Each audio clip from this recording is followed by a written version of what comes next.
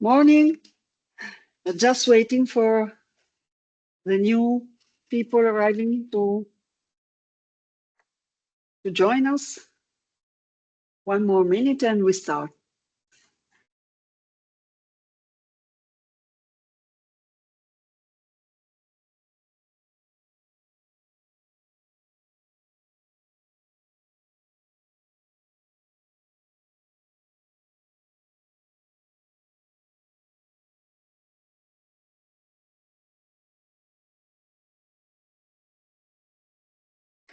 Okay, so welcome to everyone and thank you for joining us this workshop. My name is Angela Giusti. I'm the co-leader of the task on the baby-friendly community implementation of the Joint Action PreventNCD.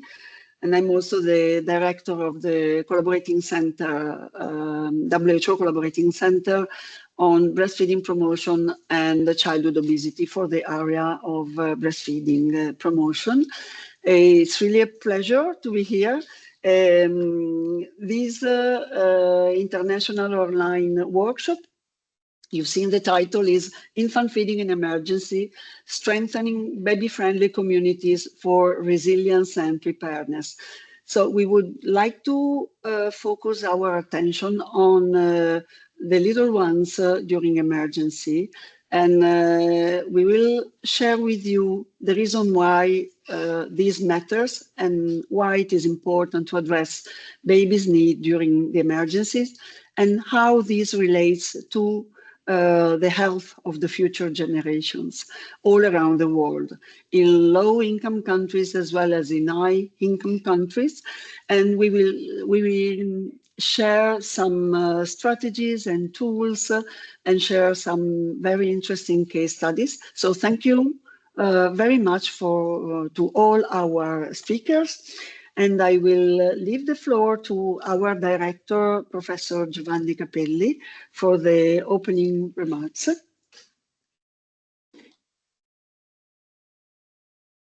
Director, you're muted.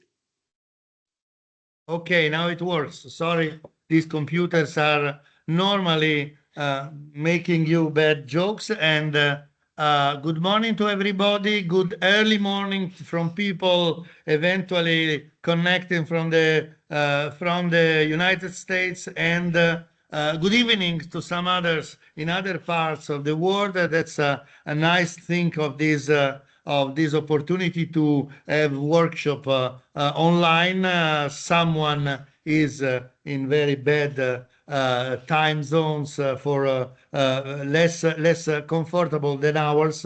But welcome to everybody. I am the director of the Italian National Center for Disease Prevention and Health Promotion, and Angela and Francesca and Vincenza, that you maybe already know, but you will they all day will talk today about this, are working with me and are involved in the PreventNCD joint action at an European level, in which our center is heavily involved, not only in the task to which we are referring today, which is led by Angela, but also in other work packages like the work package on monitoring and so on. So we take big part in this very big joint action with 25 European countries, with a big finances and so a big spectrum of activities.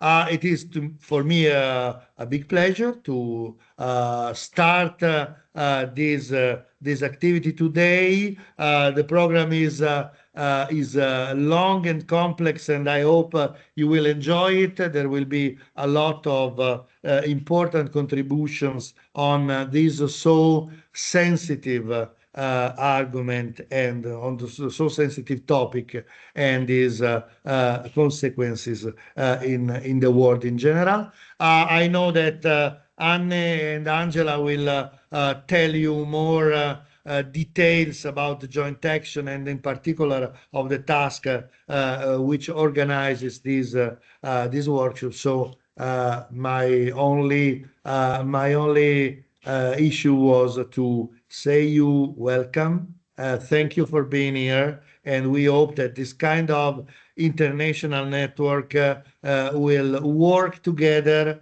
not only today, but it will be an opportunity to share ideas, share practices, share good practices, and share methods also in the future, in the present, and in eventually in following projects to be done together. So thank you very much, and have a good day with us with this workshop. Thank you, Director. So now it's really a pleasure to give the floor to our colleague from the Norwegian team. We are co-leading together the task, and I have to say it's a very valuable collaboration from the scientific as well as from the human and relational perspective. So, Anne, please, the floor is yours. Yeah, thank you, Angela. Yes, so on behalf of the Italian-Norwegian coordinating team working to promote baby-friendly communities and health services in this joint action, it's a privilege also for me to welcome you all to this webinar. Preparedness for emergency situations is high on the agenda in Europe today. And the most vulnerable groups are infants and young children. And as you have heard Giovanni Capelli say, this joint action on the prevention of non-communicable diseases is a huge investment in health of the European situation, with 25 participating countries. And you can say that a healthy and resilient population is also an emergency preparedness. Then just you see here all the countries involved in PreventNCD. Next, please. I will just say a few words about how this joint action is organized. First, on the top, it is pointed out that we work on NCD prevention by addressing health determinants both at societal level and personal level. And in the colorful boxes below, you can see the 6 technical work packages. Our task on the baby-friendly communities and health services is part of the work package labeled Healthy Living Environment.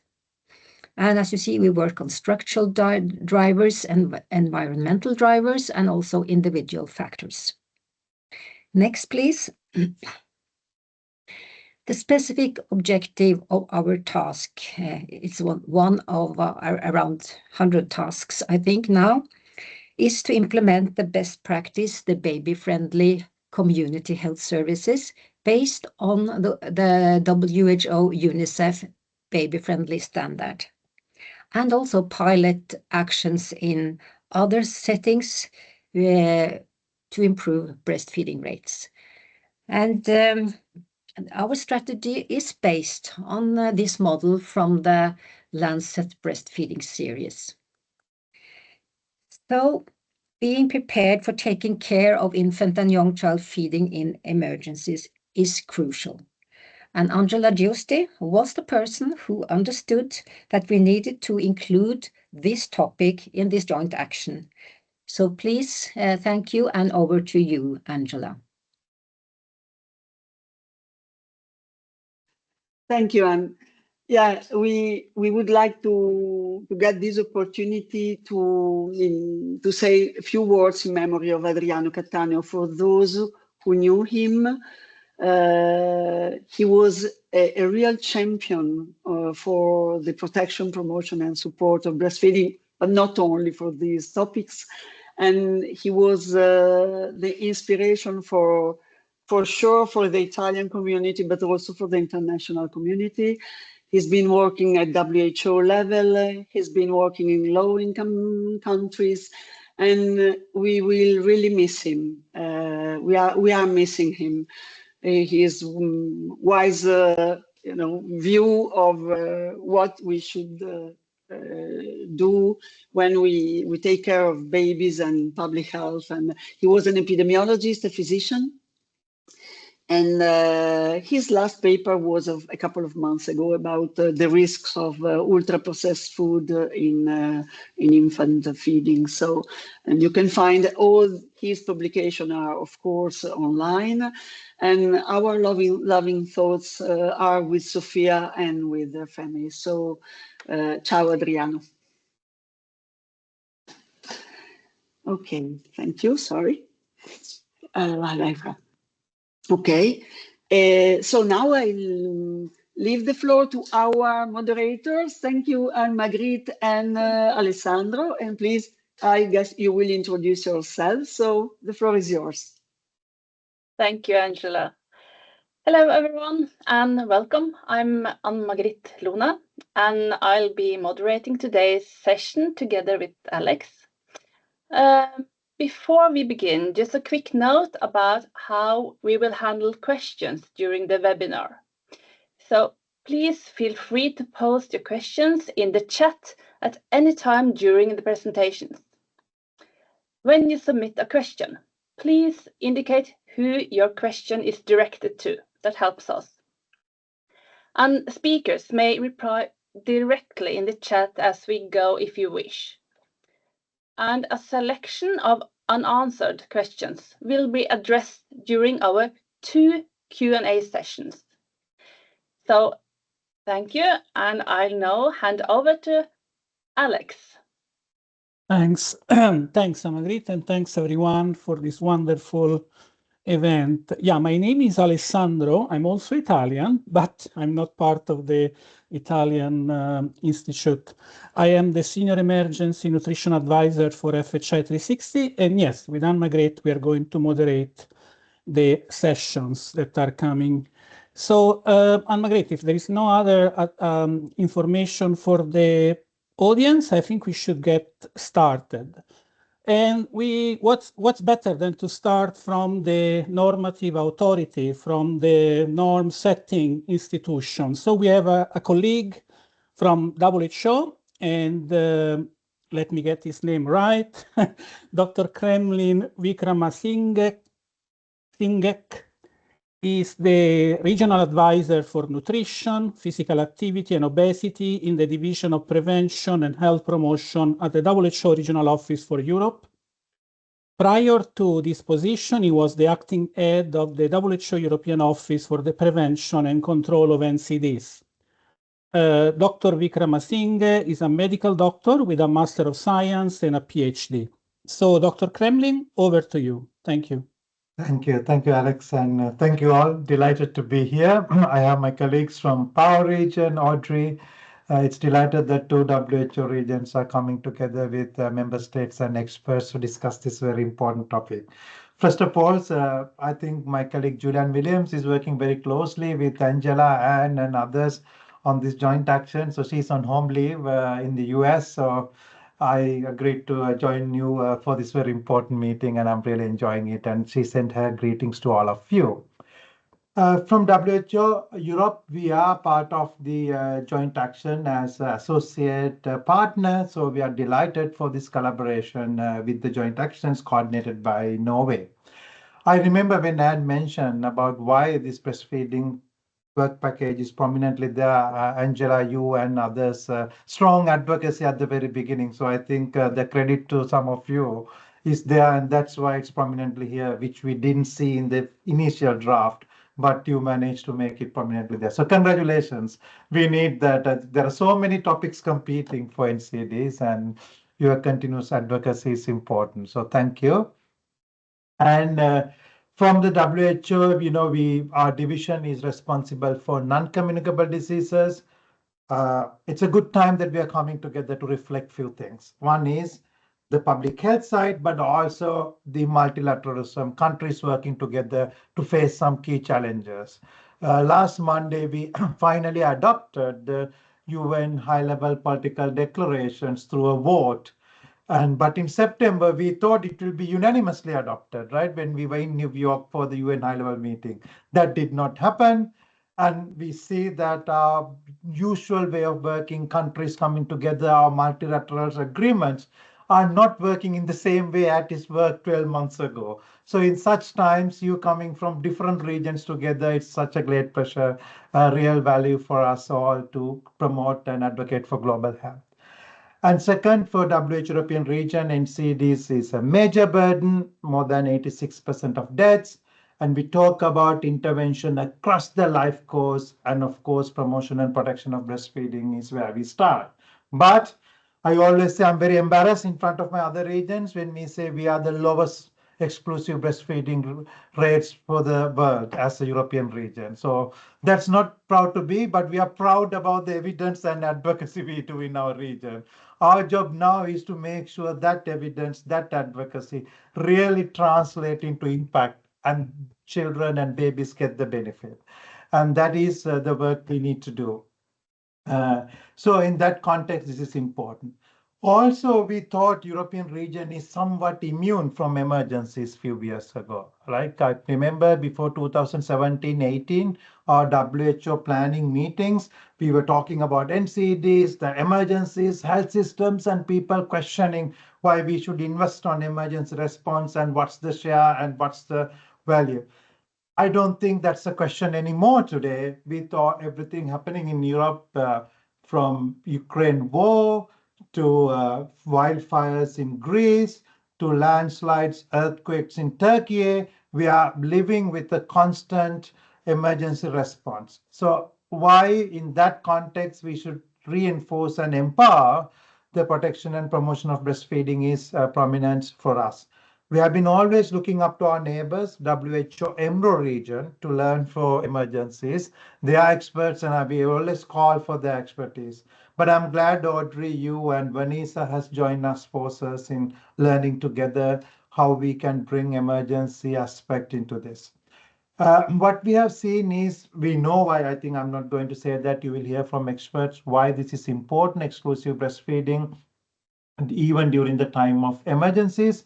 But also we know, especially how formula milk companies and others use this opportunity during emergencies when people are vulnerable, even with misinformation, that this is better, but also use donation and other things as an avenue to reach mothers.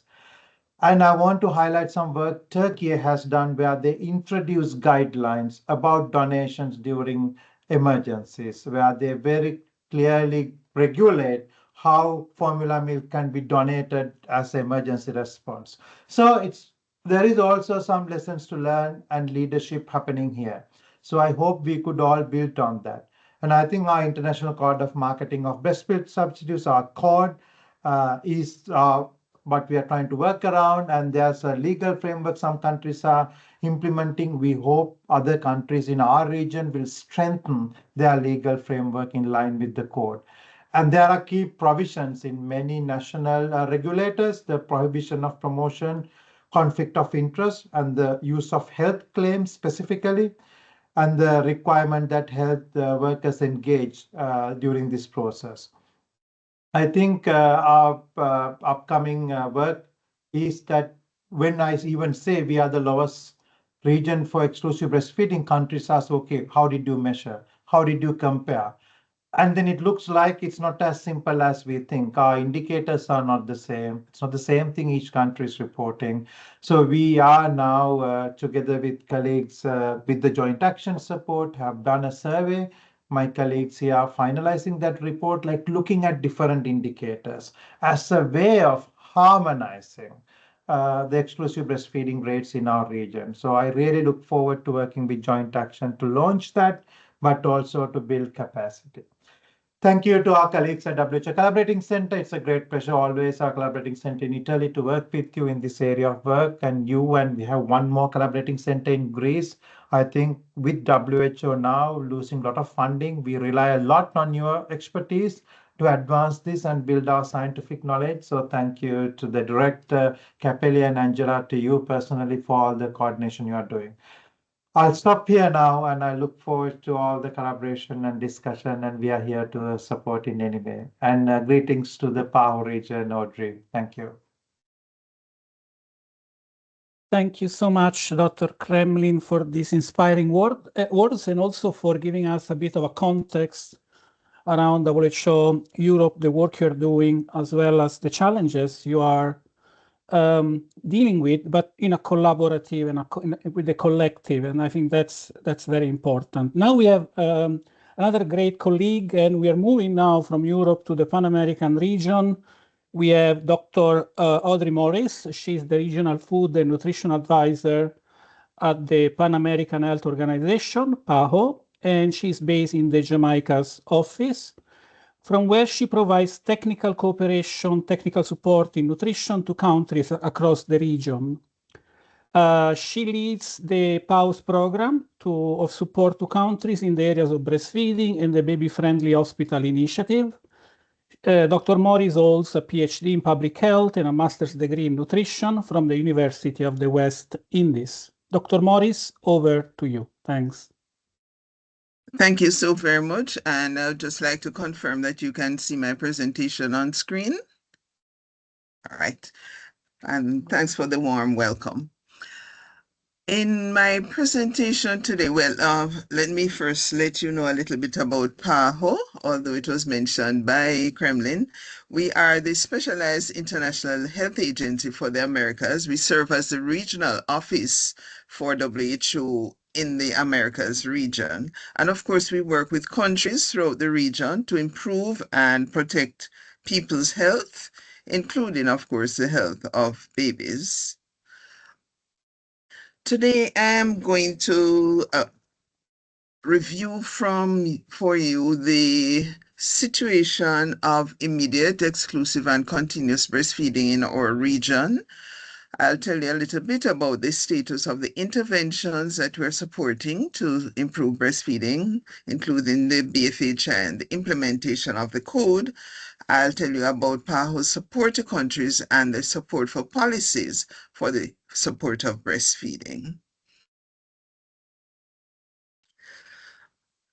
According to the latest available data, the prevalence of exclusive breastfeeding in infants under 6 months across the countries of the Americas varies very widely.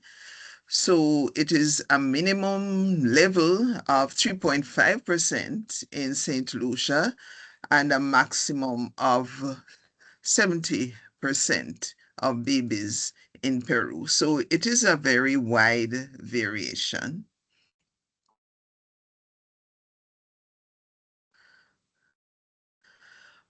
It's estimated overall, though, across the region that 37% of infants under 6 months of age are being exclusively breastfed. That in itself is an increase. So in 2016, the rate was 32.7%. So there has been a slight increase. And of course, we're working harder with countries to improve that. What we have noticed, however, that there are differences by sub-region. So while the rate is 43% in the Latin American and Caribbean region, and even higher when we look at another, a smaller sub-region, the South American sub-region is 47%, but lower in some of the other sub-regions, which takes the average down. So on average, we say that 2 out of 3 babies under 6 months are not being exclusively breastfed, as recommended by WHO and PAHO. We would be aware also that the global nutrition target is being extended to 2030, and that would be 60%. So we do recognize in our region that we are some way away from that, and there's a lot of work to be done.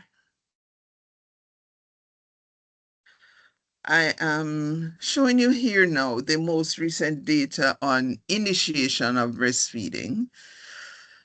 And some of our countries are doing better than others in terms of that early initiation within 1 hour of birth. So you see towards the bottom of the screen, some of the countries with percentages even higher than 60%, Ecuador, Colombia, Belize, Jamaica, Cuba, Bolivia, Guatemala, Brazil, and Uruguay, and Ecuador.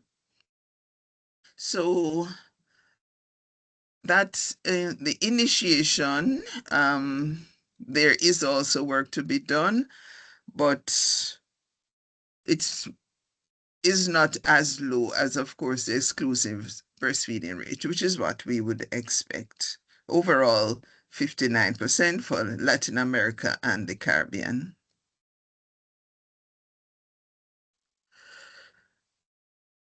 Looking here at breastfeeding into the second year of life, and what you can see there is that there are differences also, which we expect across the countries, but highest in some of our Latin American countries, Guatemala, Peru, and El Salvador, up to 72% in some of those countries. What we also have observed is that over the past few years, the work that we have been doing as a region, there has been an upward trend in this practice, which we are happy to see.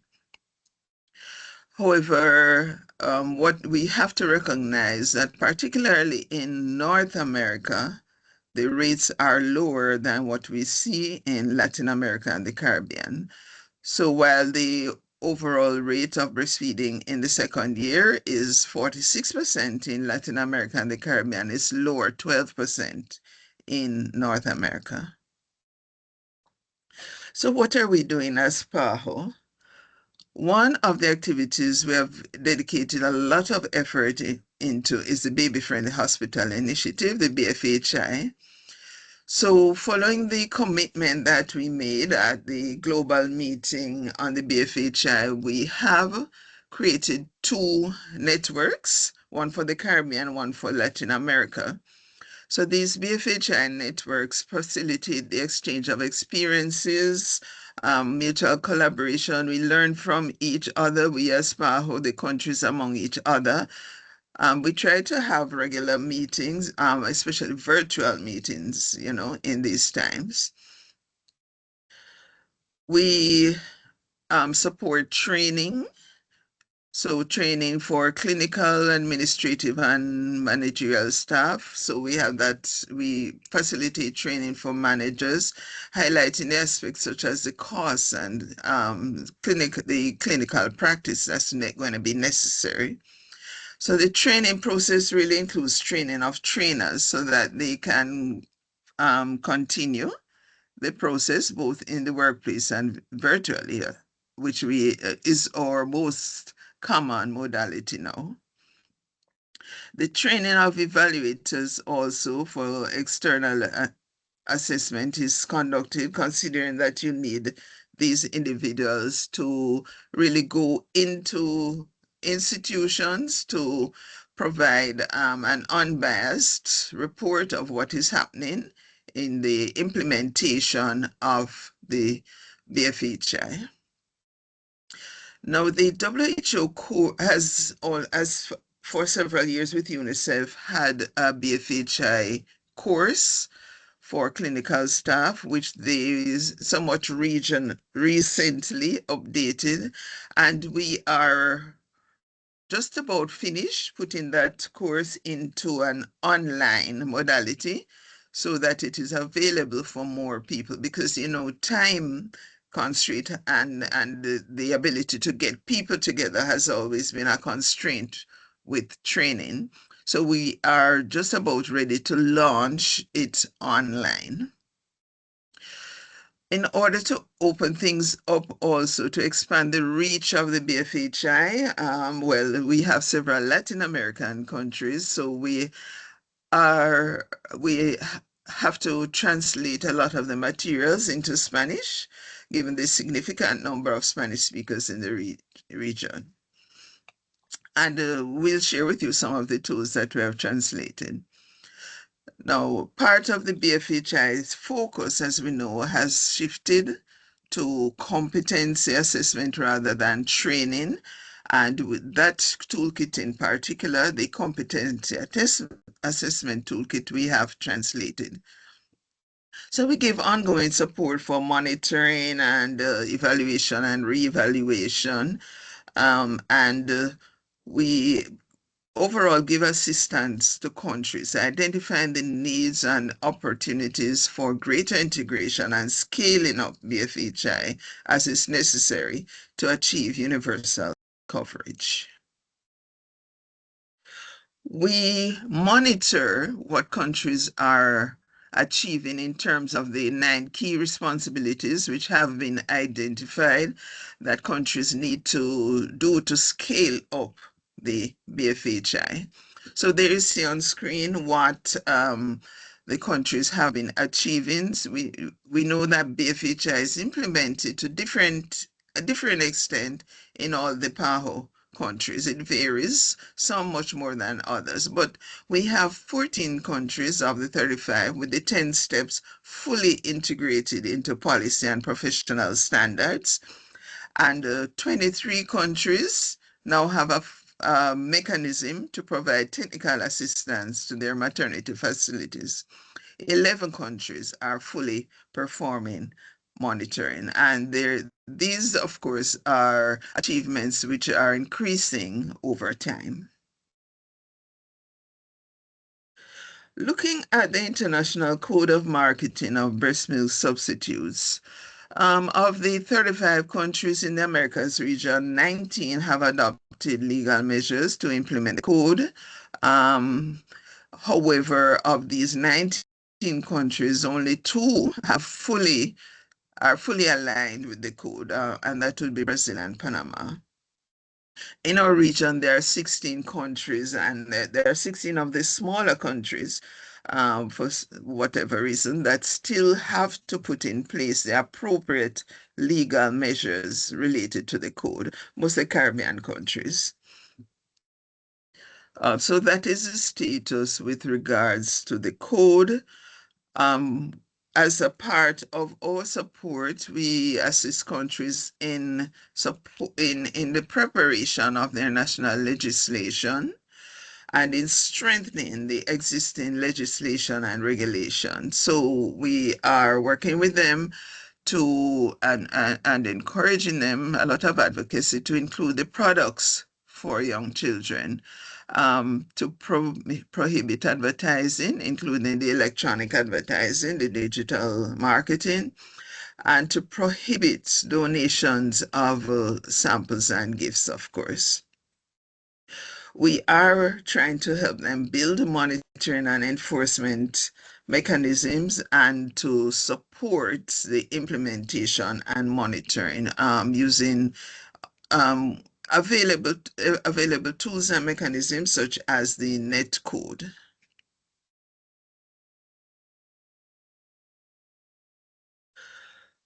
When it comes to emergencies, PAHO provides guidance for breastfeeding and in particular the distribution of breast milk substitutes. So support for breastfeeding and guidance on the distribution of substitutes. For example, for the recent hurricane, which affected some Caribbean countries, Jamaica, Haiti, and Cuba in particular, the PAHO and UNICEF have issued joint statements, and also there was a joint statement issued in collaboration with the Global Nutrition Cluster, PAHO, UNICEF, FAO, and WFP. So we are very cognizant of the whole issue of donations that are offered, and we have to see sometimes accepted. And it is something that we have been very concerned about. So we continue to provide the guidance that is necessary there. This slide summarizes the breastfeeding support policies that will allow for sustained progress in exclusive breastfeeding and other related practices. So it mentions, for example, the need for increased funding to raise breastfeeding rates, to fully implement the international code, as we have been assisting countries in doing.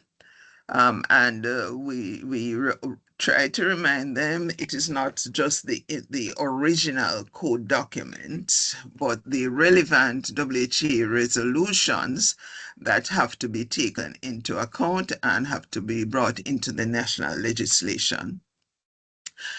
Enactment of paid family leave and workplace policies. We encourage countries and support them in their legislation for that.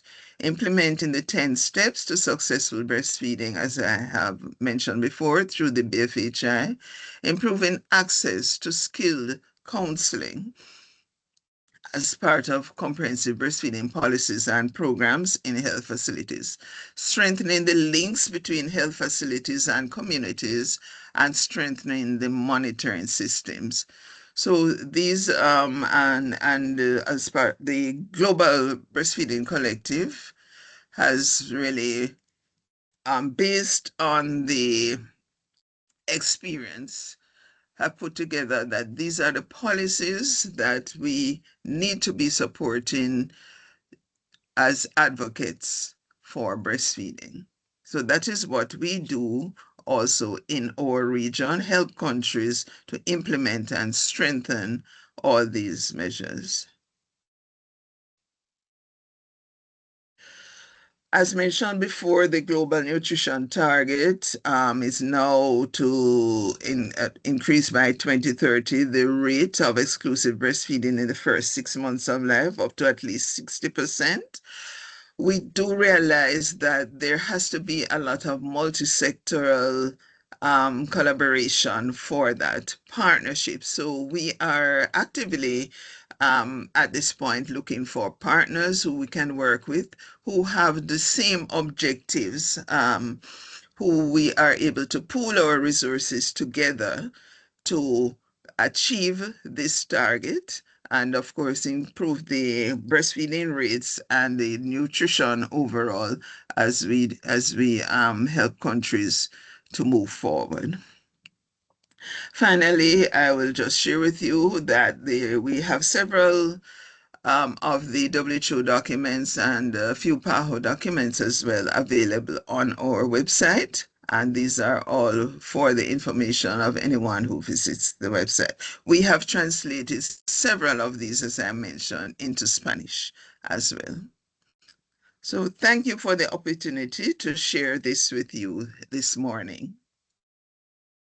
Thank you so much, Dr. Morris. So 2 great presentations to start this important event. Yes, let's give Dr. Morris and Dr. Kremlin a virtual round of applause for those inspiring words, for those data-driven messages, a lot of hope, a lot of initiatives, as both have shared with us.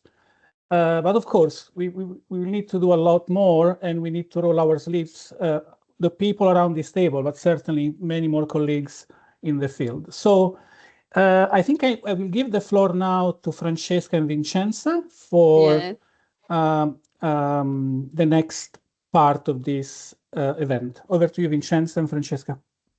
Yes, thank you, Alessandro. Good morning, everyone. My name is Francesca Zambri from Italian National Institute of Health. So now let's move to a short interactive session. I'm sharing the screen. Okay, so please use this link and enter this code or use the QR code and join this Mentimeter presentation. Okay, we are 15 participants, 17.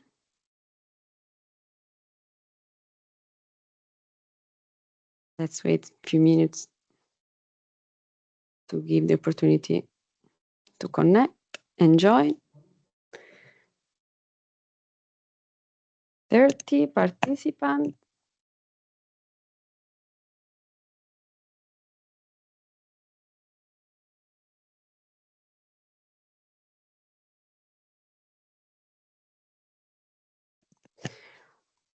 Okay, we can move to the next slide.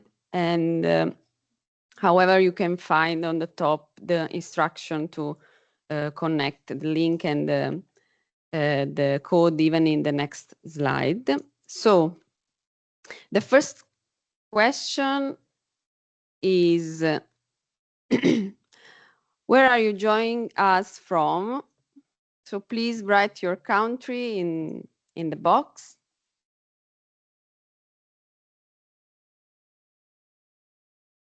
We hide the response.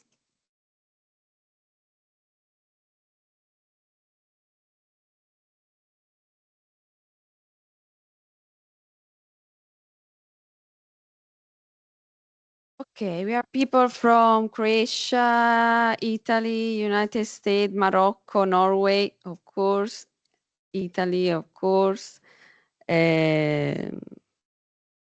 France, United Kingdom, Taiwan, Jamaica, Australia. Okay. 41 response. And I think we can, oh, Vincenzo, sorry, can you? Okay, thank you. We can summarize the results.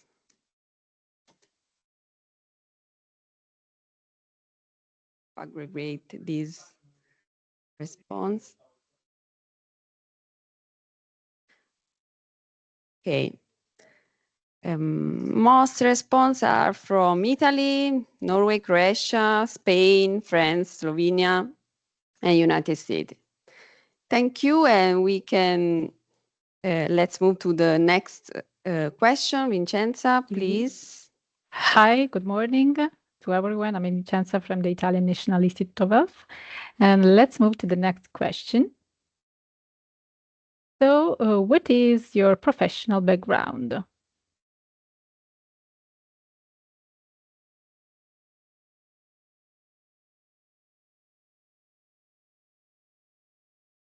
Okay. Some people are starting to respond.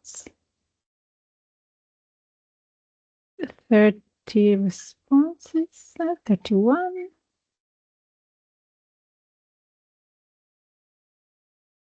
Okay. So we are very pleasant to see participation from people with a multidisciplinary background who are interested in this topic. It's a pleasure. So all people responses. So thank you for your answer. This was just a short interactive welcome to learn a bit more about the people who are connected with us today. And thank you. And see you later.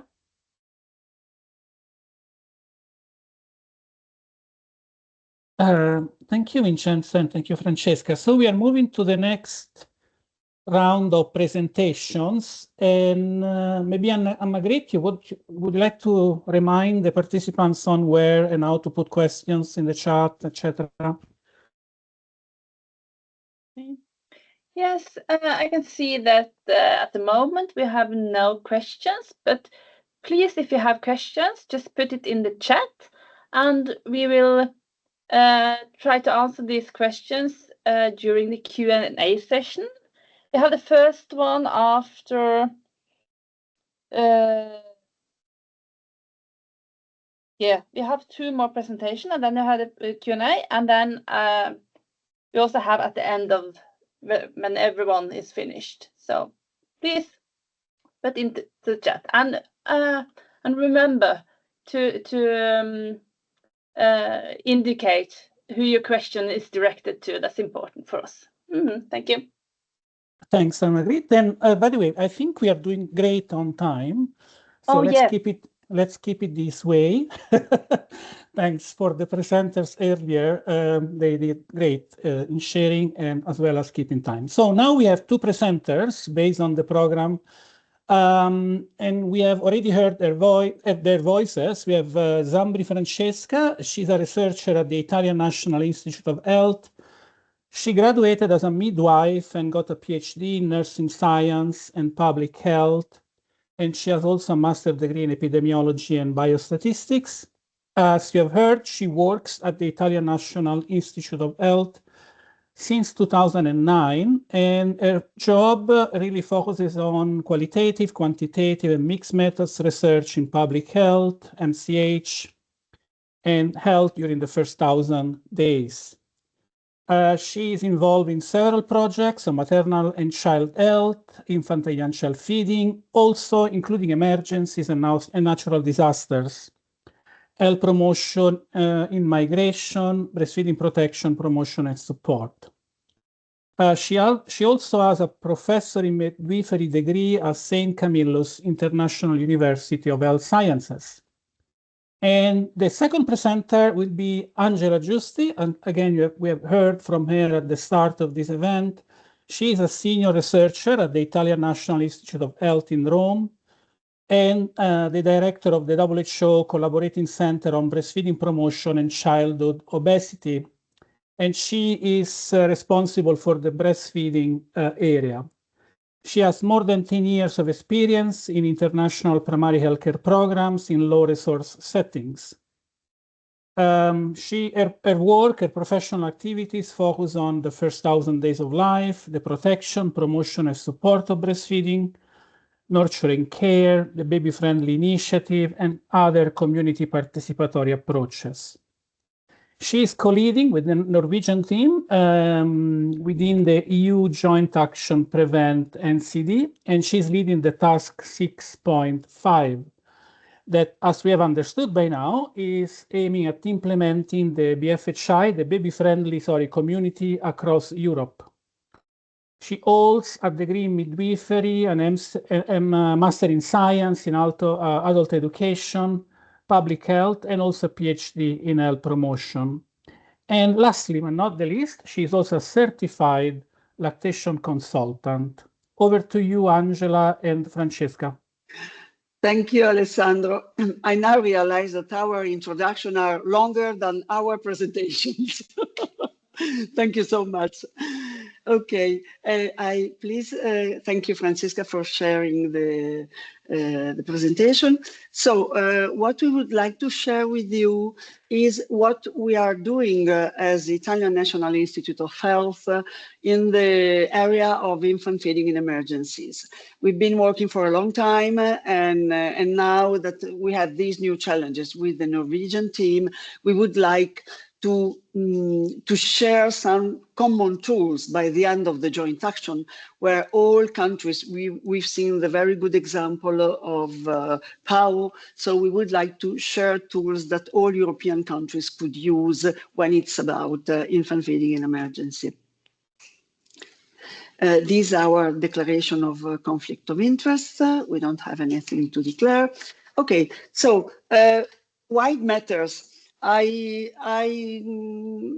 pretending I'm a commissioner, European commissioner, and I would ask to myself today, what has to do infant feeding in emergencies with non-communicable disease in later life?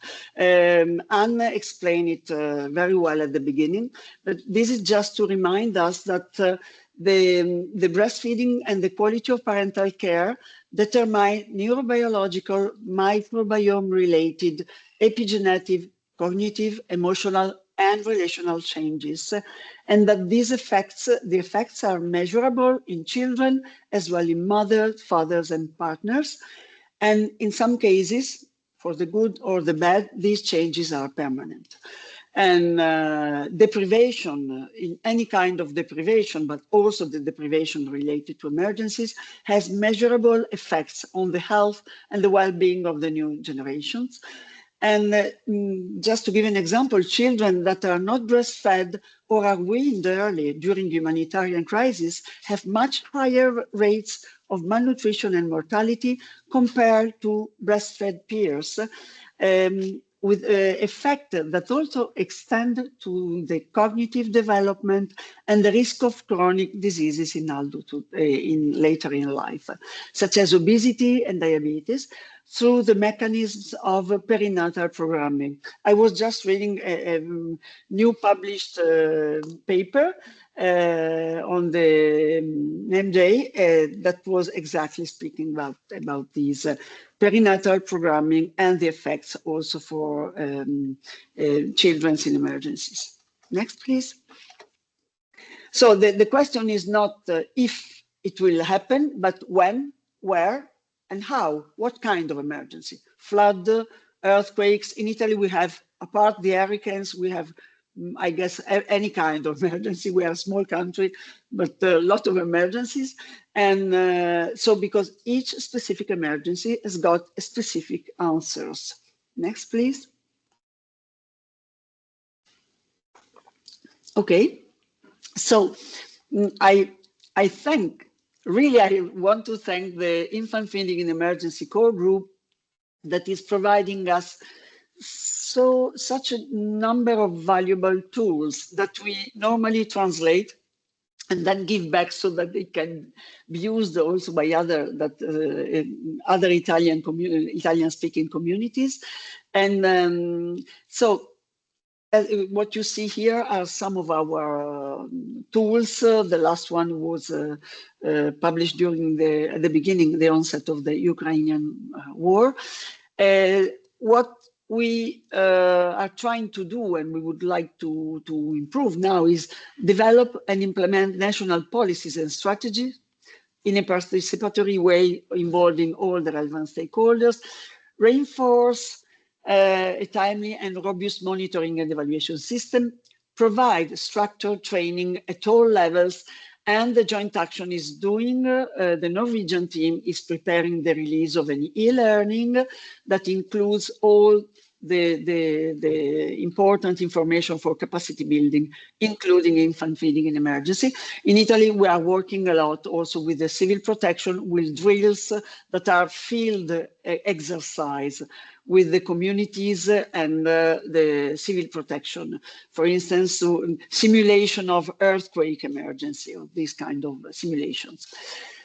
Enforce the international code. Dr. Kremlin already explained us how the key importance of the code of marketing of breast milk substitute, especially in emergency, and when it's about the appropriate management of donation, and advocate for and promote awareness among media professionals and journalists, because this is one of the key issues in emergency. People run to the shop and buy formula to send formula to the areas that where there is the emergency. That is exactly what we do not need.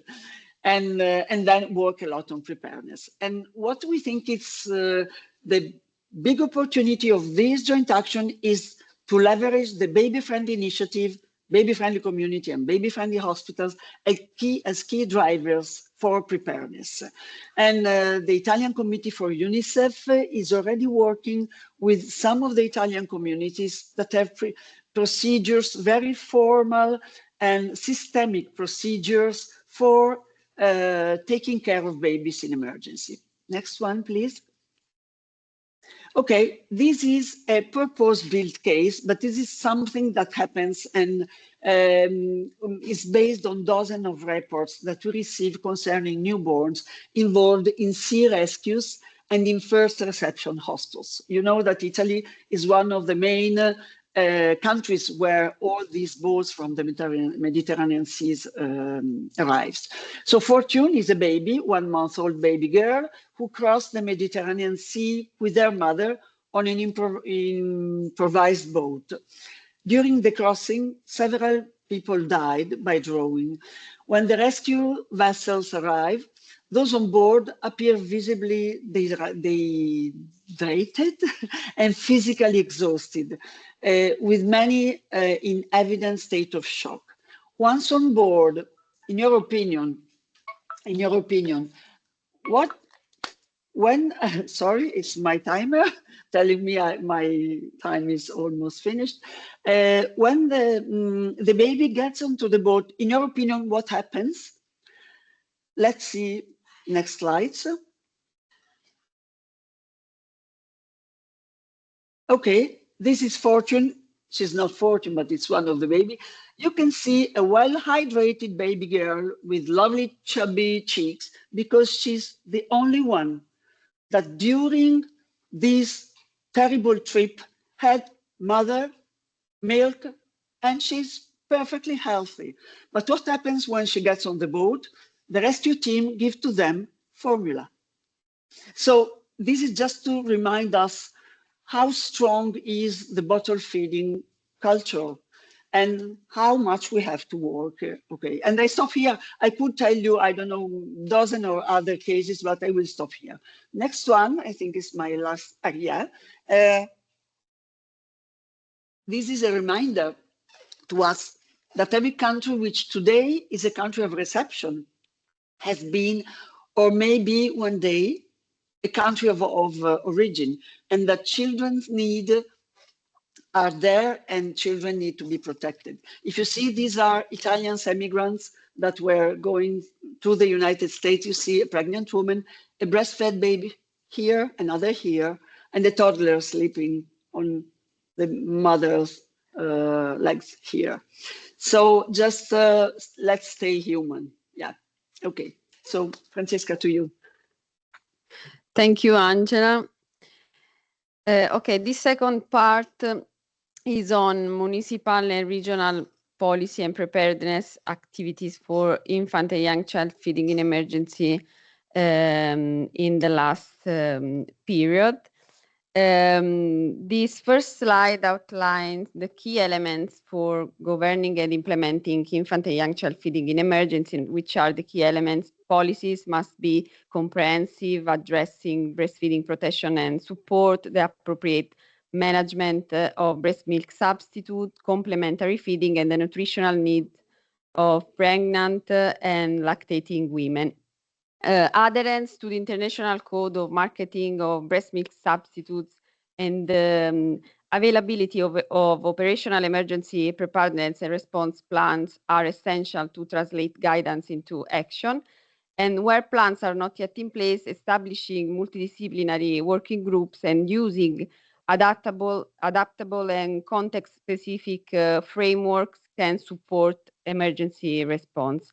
And effective implementation depends on the coordinated involvement of health professionals, local authorities, media, companies, and donors. And within the framework of the Municipal Emergency Plan of Monte Compatri, municipality near Rome, a specific infant and young child feeding in emergency procedure was developed and integrated into the local emergency planning system. And this work focused on including infant and young child feeding in emergency consideration directly into municipal governance, ensuring that breastfeeding protection and safe feeding practice are part of routine preparedness. In parallel, a simulation training experience was carried out in the municipality of Palestrina, in which were involved regional actors and key actors from Monte Compatri. And this step was crucial to move from written procedure to operational capacity. And this experience highlights the key role of municipalities in translating national and international guidance into effective and context-specific action during emergency. This slide is about the process that made this work possible. A qualitative process was undertaken, a multidisciplinary working group was established involving the Italian National Institute of Health, the volunteer organization La Goccia Magica, the municipality of Monte Compatri, and volunteer staff from the Volunteer Engineers for Emergencies Association. Just a brief consideration, it often happens that the third private sector is involved in developing emergency plans, but greater involvement of public sector and civil protection is needed.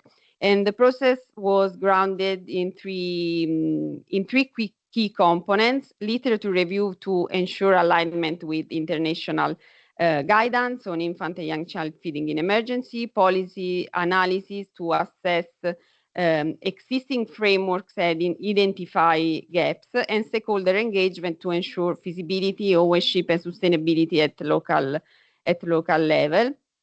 And as mentioned earlier, a dedicated training session on infant and young child feeding in emergency was carried out in the municipality of Palestrina, another municipality near Rome, during a simulation training experience.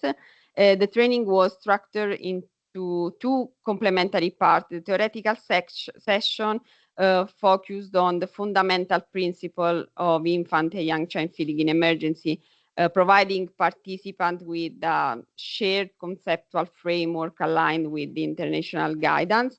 This was followed by a practical section based on real-life case studies designed to stimulate critical thinking and discussion. One example shown here is a case involving a father and a 4-month-old infant who was exclusively formula fed and living in a displaced camp under challenging conditions. Participants were invited to analyze the situation, identify risks, and discuss appropriate pathways and procedures to ensure safe feeding in an emergency context. And as shown in this picture, the training actively engaged civil protection volunteers and local emergency responders working side by side with health professionals, researchers, and community representatives. And thus, for our joint action PreventNCD baby-friendly community implementing site, here there is the map that highlights the Calabria region. That is our implementing site. On the right, there is the recent regional civil protection document, which includes indication of the operational guidance on infant and young child feeding in emergency. This last slide brings together the key messages. What we have shown is a sort of continuum from routine practice to emergency preparedness. When breastfeeding protection, promotion, and support are adequately ensured in ordinary conditions, this directly translates into stronger and safer emergency management. Preparedness does not start during an emergency. It is built over time through plans, policies, training, communication, and through the daily work of health services, community, and institution. Often we may not be able to prevent emergency. However, we can choose how to respond, and our response is stronger, fairer, and more effective when systems are already prepared to protect mother, fathers, infant, and young children. And this is why investing in routine infant and young child feeding practices is not only a good public health practice, but a fundamental component of emergency preparedness and resilience. Thank you.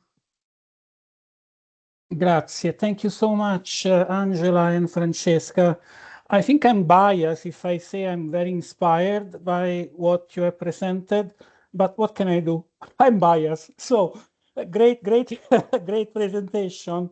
And it's very important to see how a European country, and I'm sure there are others, is leading or is trying to influence processes that are, as we know, are quite complex, complicated because of the level of agencies, the structures involved, as I think Francesca was illustrating, but it's key and crucial to do so and to be able to be successful. And even if small successes after small successes builds an entire change over a country, in the case of Italy. So again, a very inspiring work from our Italian colleagues. But Angela started in a very important way, the why. And I know most likely the people around this table are already converted to why. But believe me, and for those practitioners like me and others, I think all of us, it's not always understood why, even within our own organization, institution, agency. So let's never assume that the why is clear, understood, appreciated. Let's keep stating why. It's critical, not only as a public health imperative, but also for other reasons. Sorry for that, for adding those thoughts. Now I have a reminder. I think people are so captivated by the presentations, they cannot type questions. I suggest try to type questions or comments. That will be also nice to hear what you think about what people have to say or what people are sharing, but questions as well, so that maybe we can interact a bit during the Q&A that will follow shortly. So I have the pleasure and honor to introduce a friend first and foremost, and a colleague after all, and this is Bindi Borg. She's leading the Infant Feeding in Emergencies core group on behalf of the Emergency Nutrition Network.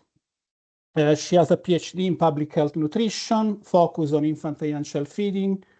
She's a wonderful certified breastfeeding counselor. I can witness that, an educator, and she has over 25 years of experience in humanitarian and development work with the UN, INGOs, or another intergovernmental organization in South and South Asia, Pacific, Balkans, and West Africa. And she's also on the steering committee of the Infant Feeding and Emergency core group. So Bindi, over to you. Well, thank you, Alex, and thank you, everyone. Let me check you can hear me fine. Yes? We hear you fine. Thank you. Thanks for this opportunity. I feel in many ways that so much has already been said that I can only hope to agree with all of the wonderful things that have been said. So what I want to talk about in the next 15 minutes is what is the Infant Feeding and Emergencies core group, and a little bit more about what is this operational guidance that a couple of the presenters have mentioned. And before we get started, I want to set the scene just a little. Again, I think if we go on to the next slide, I'm preaching to the choir here. But as Alex said, and as Angela mentioned, even if it's obvious for us, it's not obvious to everyone what these recommended practices are. And I'm talking about immediate and uninterrupted skin to skin, so important, and initiation of breastfeeding in the first hour after birth. I'm talking about exclusive breastfeeding to 6 months. So important all the way to 6 months. I'm talking about an introduction of complementary foods from 6 months, but also continued breastfeeding until at least 2 years and longer if mothers and babies want. And Dr. Kremlin pointed out that these are essential feeding practices for all children, but even more so during emergencies. So let's go on and have a look at how breastfeeding protects infants and young children. And the figures are astounding. We could prevent 3/4 of hospital admissions for childhood diarrhea with exclusive breastfeeding, and over half of hospital admissions for acute respiratory infections. Globally, over 800,000 child deaths could be prevented each year, and that's 14% of all the deaths of children in the 0 to 2 age group. And we could reduce infection-related mortality in children under 3 months by 90% by following these recommended practices. But it's not only infants and young children that are protected here. Breastfeeding protects mothers as well. And I must say I get infuriated, to be honest, when we don't make it clear to mothers that breastfeeding is for them too. Breastfeeding, just as an example, breastfeeding, the current very low rates of breastfeeding prevent 20,000 deaths each year from breast cancer, and improved breastfeeding practices could prevent another 20,000 deaths every year from breast cancer, as well as morbidity and mortality from ovarian cancer, excess weight gain, type 2 diabetes, heart attacks. Breastfeeding protects mothers as well. We should never forget that. And increasingly, we're seeing the way that breastfeeding protects economies, national economies, as well as personal household economies, and the planet as well. There's some great research being done around that and tools being developed. If you want to look at those figures in detail, you can take a look at the Lancet's Breastfeeding in the 21st Century there. I think that Ray will pop that link into the chat.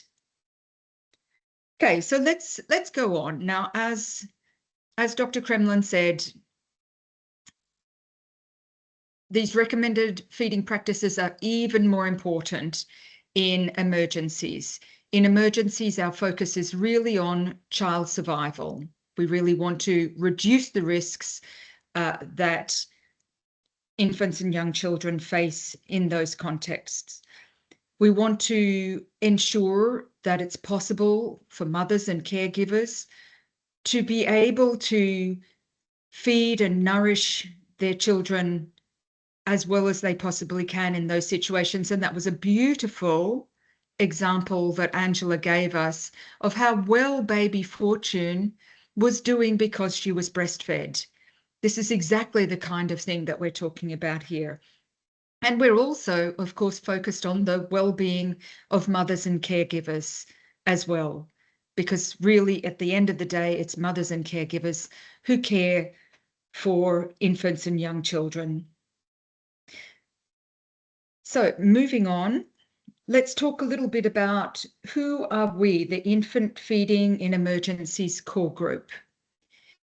We're a group that came together in 1999, really in response to the concerns and gaps that had been seen by practitioners related to infant feeding in the Balkan conflicts. They recognised that it's absolutely essential to protect, promote, and support effective infant and young child feeding in contexts like this. So we're a group that is made up of over 35 institutional members that are UN agencies, NGOs, donors, academic institutions, as well as individual members. And in the coming year, we'll be adding a community of practice in order to open up to a much wider membership. So what do we do? Well, the Infant Feeding in Emergencies core group doesn't implement programs directly. What we do is to develop and disseminate guidance and resource materials for programmers. We document lessons learned and share that learning, and we note challenges and gaps in the evidence. And we develop and implement advocacy and communication strategies, all aimed at ensuring more effective infant and young child feeding in emergencies contexts. So let's have a look at some of those materials and resources that we develop. Here you'll see some of our materials, and the first on the left is the operational guidance that you've seen a couple of times now. I'll talk more about that later. That's our flagship document. We've also got our operational guidance on breastfeeding counselling in emergencies. That's available in 4 languages at the moment: English, French, Spanish, and Arabic. We have a series of infographics. Our latest, number 7, is on supporting wet nursing. I was super happy to see that those have been translated to Italian, it seems. Wonderful. Thank you, Angela and team. Where guidance doesn't exist or where guidance is not up to date in terms of infant feeding, we might fill that gap by creating stopgap guidance. So here on the right of the screen, you see a couple of pieces of stopgap guidance on breastfeeding in the context of chemical, biological, radiological and nuclear threats. That was produced in the last couple of years. And recently, we have a series of frequently asked questions on breastfeeding in the context of COVID, Mpox, and cholera. Going on to the learning and evidence element of our work, we disseminate our learning in various ways. So, for example, we run a webinar series. There in the middle, you see one of the recent ones on feeding infants and young children with disabilities. We have a webinar coming up in January on infant feeding counselling with a focus on maternal mental health. If you go to our website, you can find all of our past webinars there. We also contribute to trainings like this one on infant and young child feeding in infectious disease outbreaks. There on the left, you'll see places where we've documented learning, such as the case studies there on complementary feeding in emergencies, and lessons learned from the Ukraine response. On the right, you'll see that we have a research repository where we do short summaries of research on infant and young child feeding in emergencies. And there at the bottom, we have our one-stop shop of the infant and young child feeding in emergencies hub. Okay, moving on, you see a few of our recent advocacy and communications pieces. I won't talk too much about them, but I do want to go on then and look at a really important part of our advocacy, which is around media and communications. Angela also mentioned this. If you have a comms team, if you have someone who speaks on infant feeding, please get them to have a look at these pieces and also at the related webinar. These are really useful pieces for them. So just on the next screen, you'll see where you can access all of those materials. You can scan the code or visit the website or contact us via email or in any of those other ways. Right, let's go on and look in a little more detail at the operational guidance that has been mentioned a couple of times. The aim is to really give that concise and practical guidance for infant and young child feeding anywhere in the world. This document is not restricted to high-income countries or low and middle-income countries. It's useful everywhere. It's targeting policymakers and decision makers and programmers working across various sectors. That's been nicely articulated by Francesca. It was originally developed in 2001 and has been updated a couple of times since then. The current version, the third version, is from 2017. I want to note that in 2010, it was endorsed by a World Health Assembly resolution, Resolution 23.23.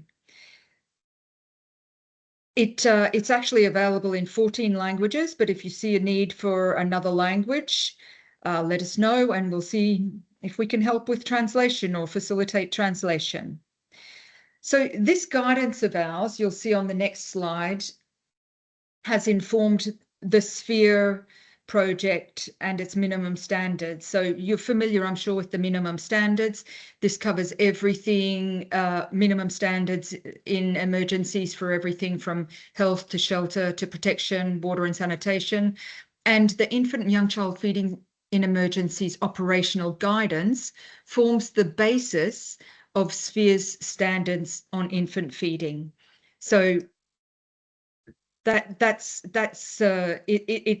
formed the foundation. It's the minimum standards there. And in 2018, sort of moving on in terms of the infant and young child feeding, the infant feeding in emergencies core group, in 2018, we became the Global Thematic Working Group for the Global Nutrition Cluster. So that means that anywhere where the cluster is activated, the Infant Feeding and Emergencies Core Group supports programmers and practitioners. And all of that is to say that the Infant Feeding and Emergencies Core Group and its operational guidance really present the gold standard for infant and young child feeding and emergencies. Now, I know that I don't have a lot of time left, but let's just quickly look through the sections that you can find in the guidance. There are 6 sections. The first is around endorsing and developing policies. I think Francesca has already said some nice things about that. She's also shown us some ways that various groups, whether they're media, private sector, donors, emergency responders, need to be aware of policies around infant feeding and emergencies.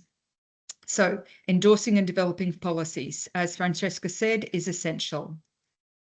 The next section in the guidance refers to training staff. And again, Francesca had some beautiful images of staff training. Very impressed with those combined trainings. That's exactly the kind of thing that we're talking about there.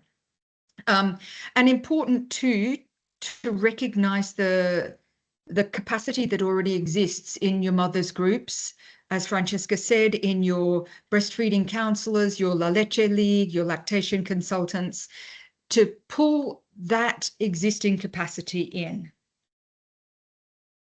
The third area that the operational guidance covers is around coordination, and a really big part of that is harmonising communication, making sure that we're all singing the same song, giving the same messages, getting the media on board, having a IFE communication strategy and plan. The fourth area in the guidance refers to assessment and monitoring.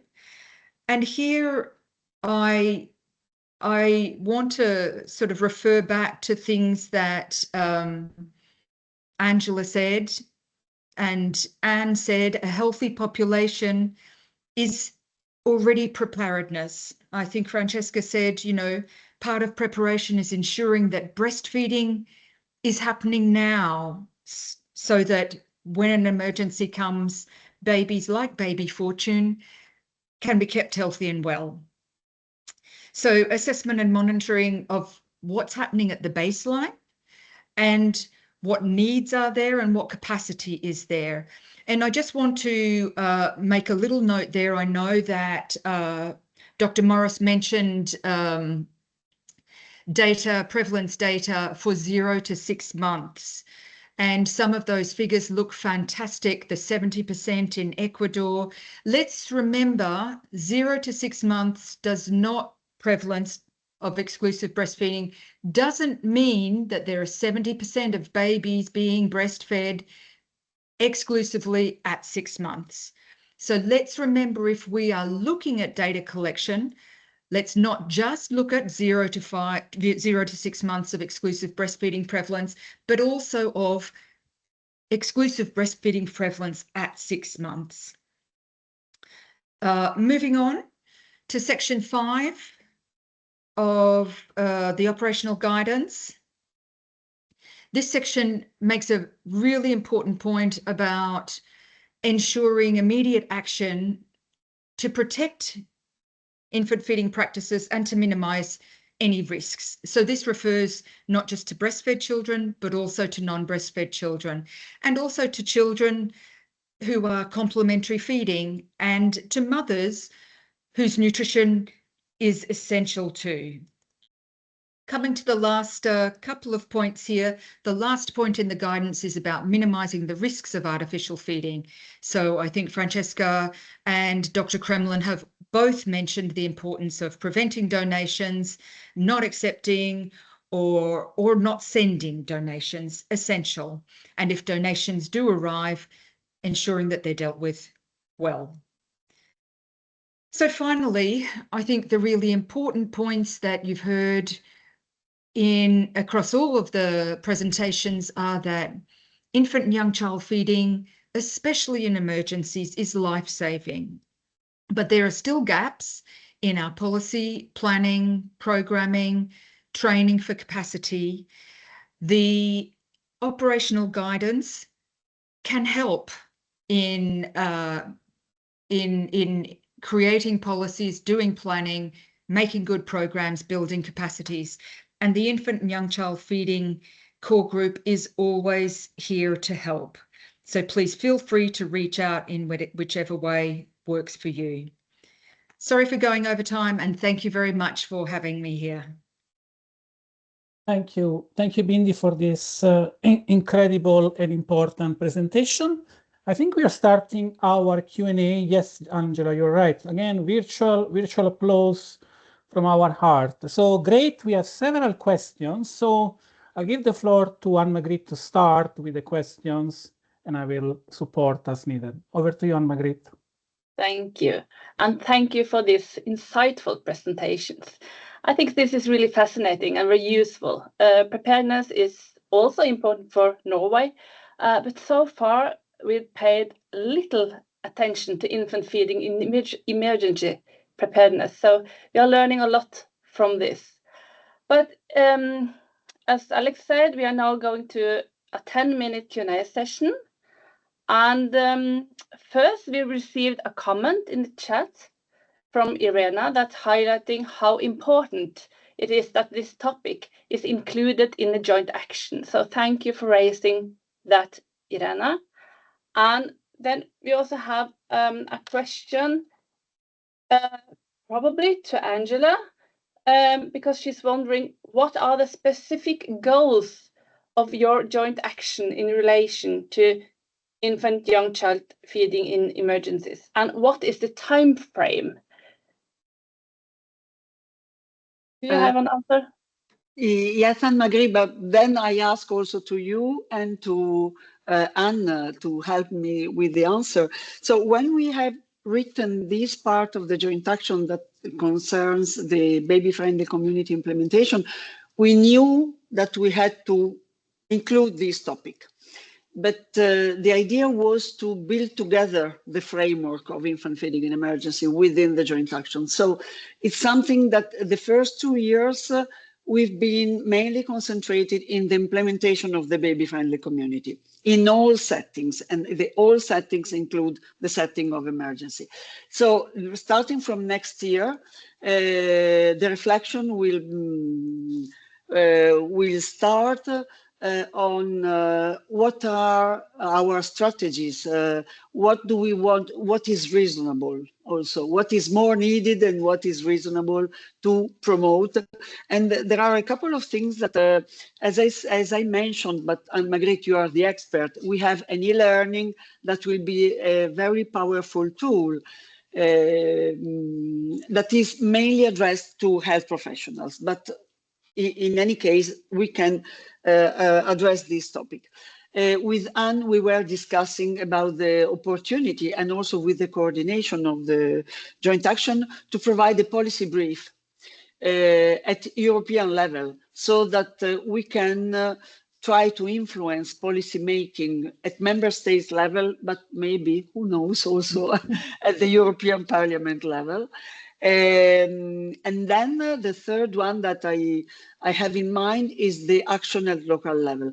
If we manage in this best practice, the Norwegian best practice, and in all the framework of the baby-friendly implementation that we have in Europe, we include in a systemic way infant feeding in emergency. This means that all baby-friendly hospitals and baby-friendly communities in the future will work on preparedness, on providing the tools, working with the community.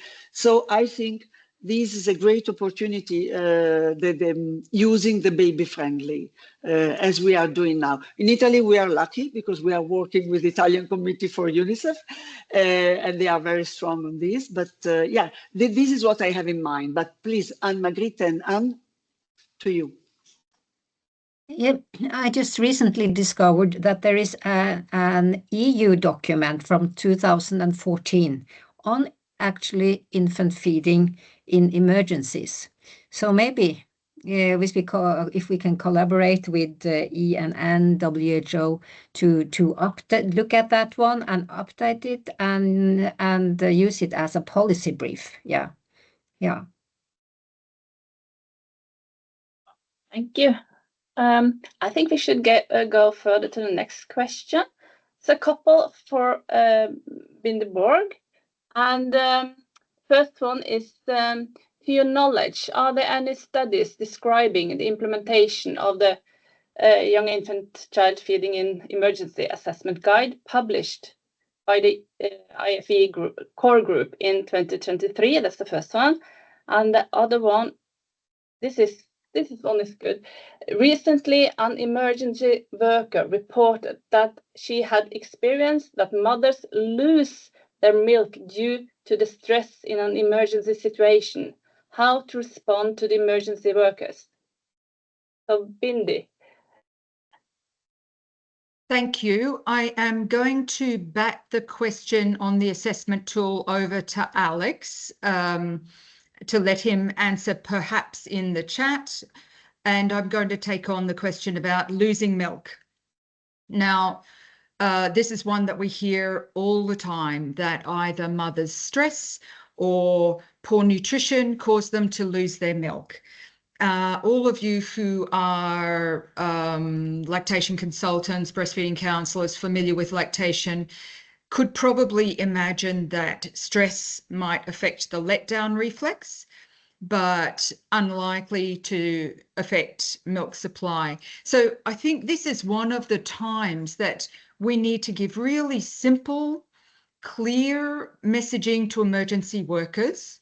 They don't need to know everything about breastfeeding to be able to support breastfeeding. They don't need to be counselors or lactation consultants, but they do need to be able to reassure mothers, it's okay. Take your time. Put your baby skin to skin. Sit down, have a cup of tea, relax. It's okay. Instead, what we have is what Angela showed us. Angela almost cried when I saw that slide, that we think emergency workers think they're helping either to relieve mother's stress or to nourish a child by sticking a baby bottle in its mouth. What we need to teach emergency workers instead is mothers can do this. We need to support them. We don't need to have interventions like baby bottles and, separate cribs, and we need to keep mother and baby together, skin to skin, and allow them to breastfeed and to reassure mother that she can. This is, it seems simple, but it's so important. Sorry, you've touched a nerve there, a long answer. Thank you. Thank you. So maybe we can have one more, but Alex, do you have a question from the chat that we can take next? I haven't seen the chat. Yeah, and again, using my powers, I lost my question.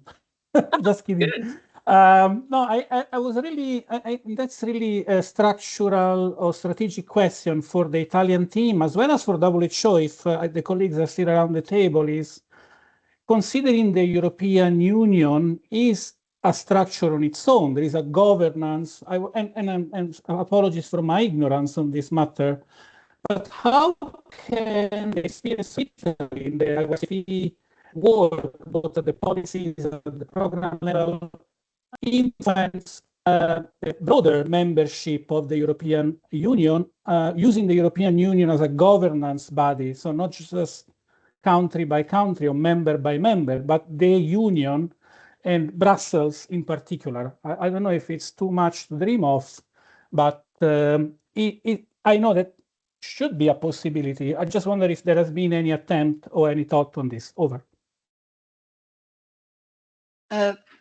Alex, I'm sorry, I missed the very first part of your question because of it's basically connection. How do we leverage the experience of Italy through the Italian Institute for Health, maybe the Ministry of Health, and influence the European Union as a body, as a body of member states in policy, pragmatic priorities, etc. The last of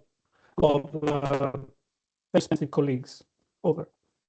Okay. Alex, I think you have some trouble with the internet because this sounds a bit difficult to understand. But Angela, did you? Yeah, I understood. First of all, I just want to say that in Italy, we are working on this since a long time. And we are doing a lot of advocacy. As you see, we are here today. So, but there are a lot of countries working on the same topic.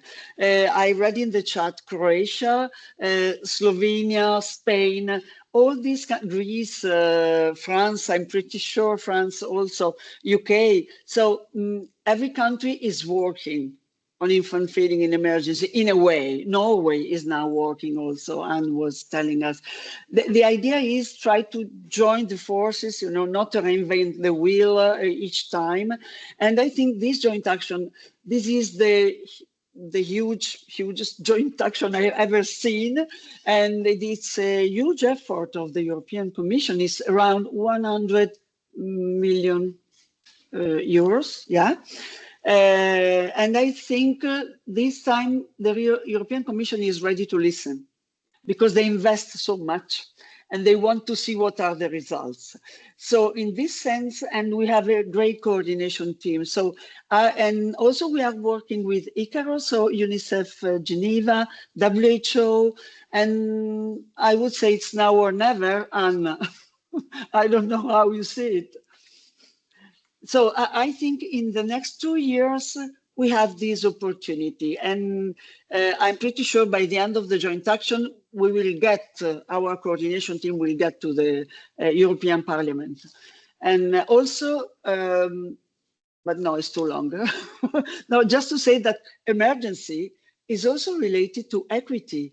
And equity is a topic.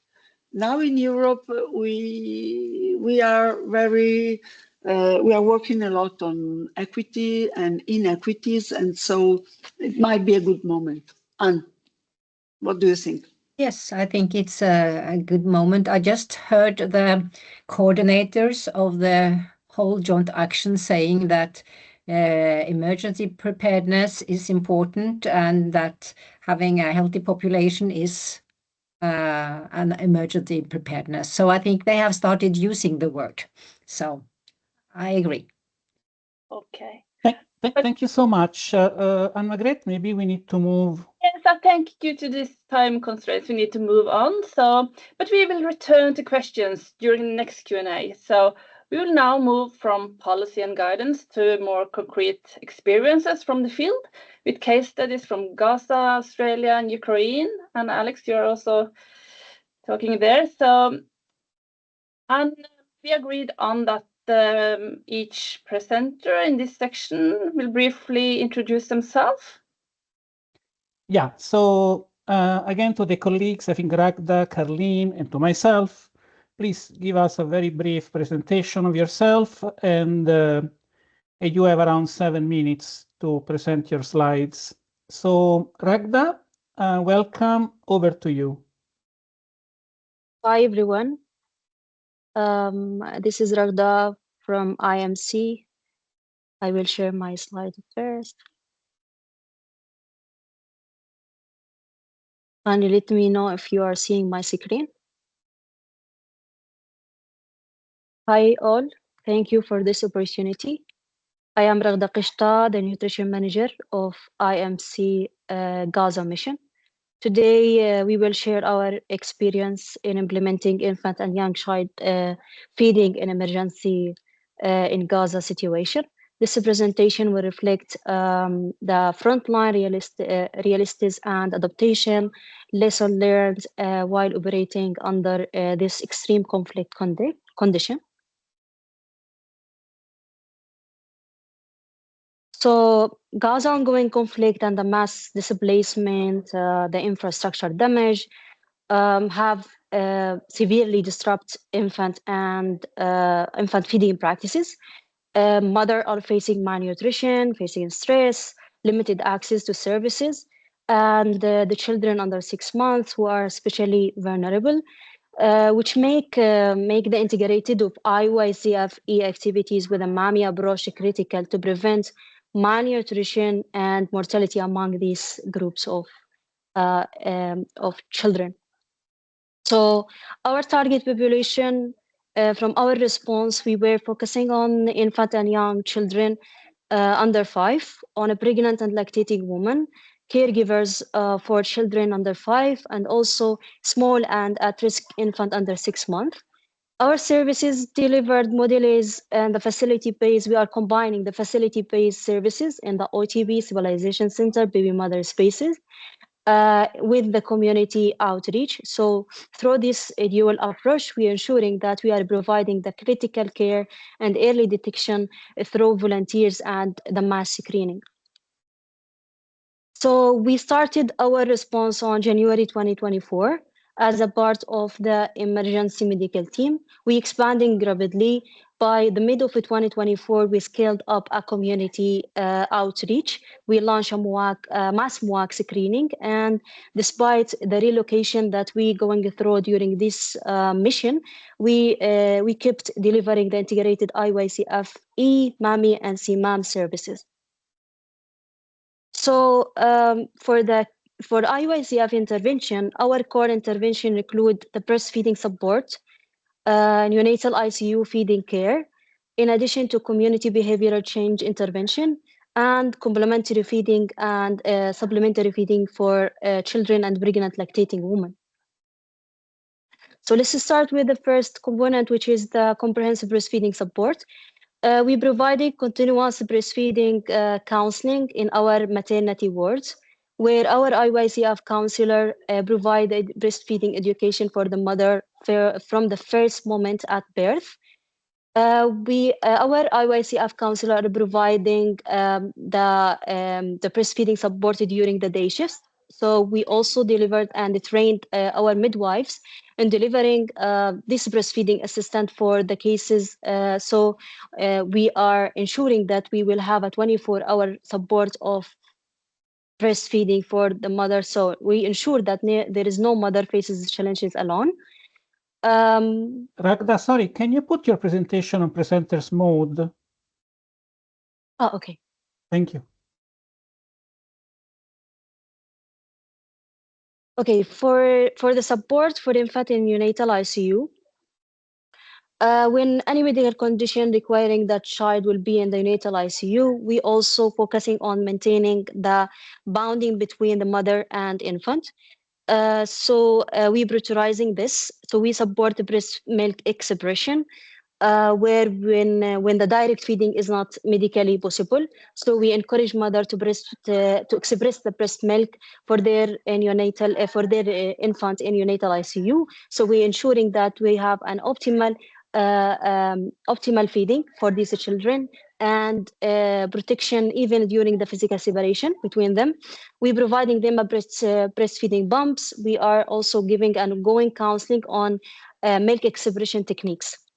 For once the direct breastfeeding is visible, we facilitate it between the mother and child. So we identify with the doctors and medical team the opportunities for skin-to-skin contact for these cases.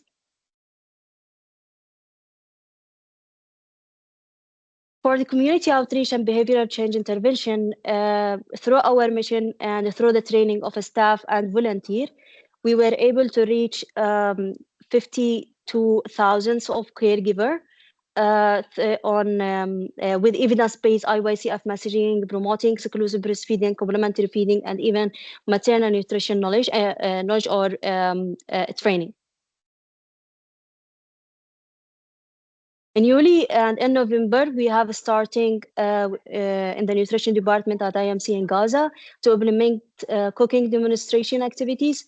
We are focusing on the pregnant and malnourished. For now, we are focusing on malnourished pregnant and lactating women, and also for the caregivers of children from 6 to 59 months.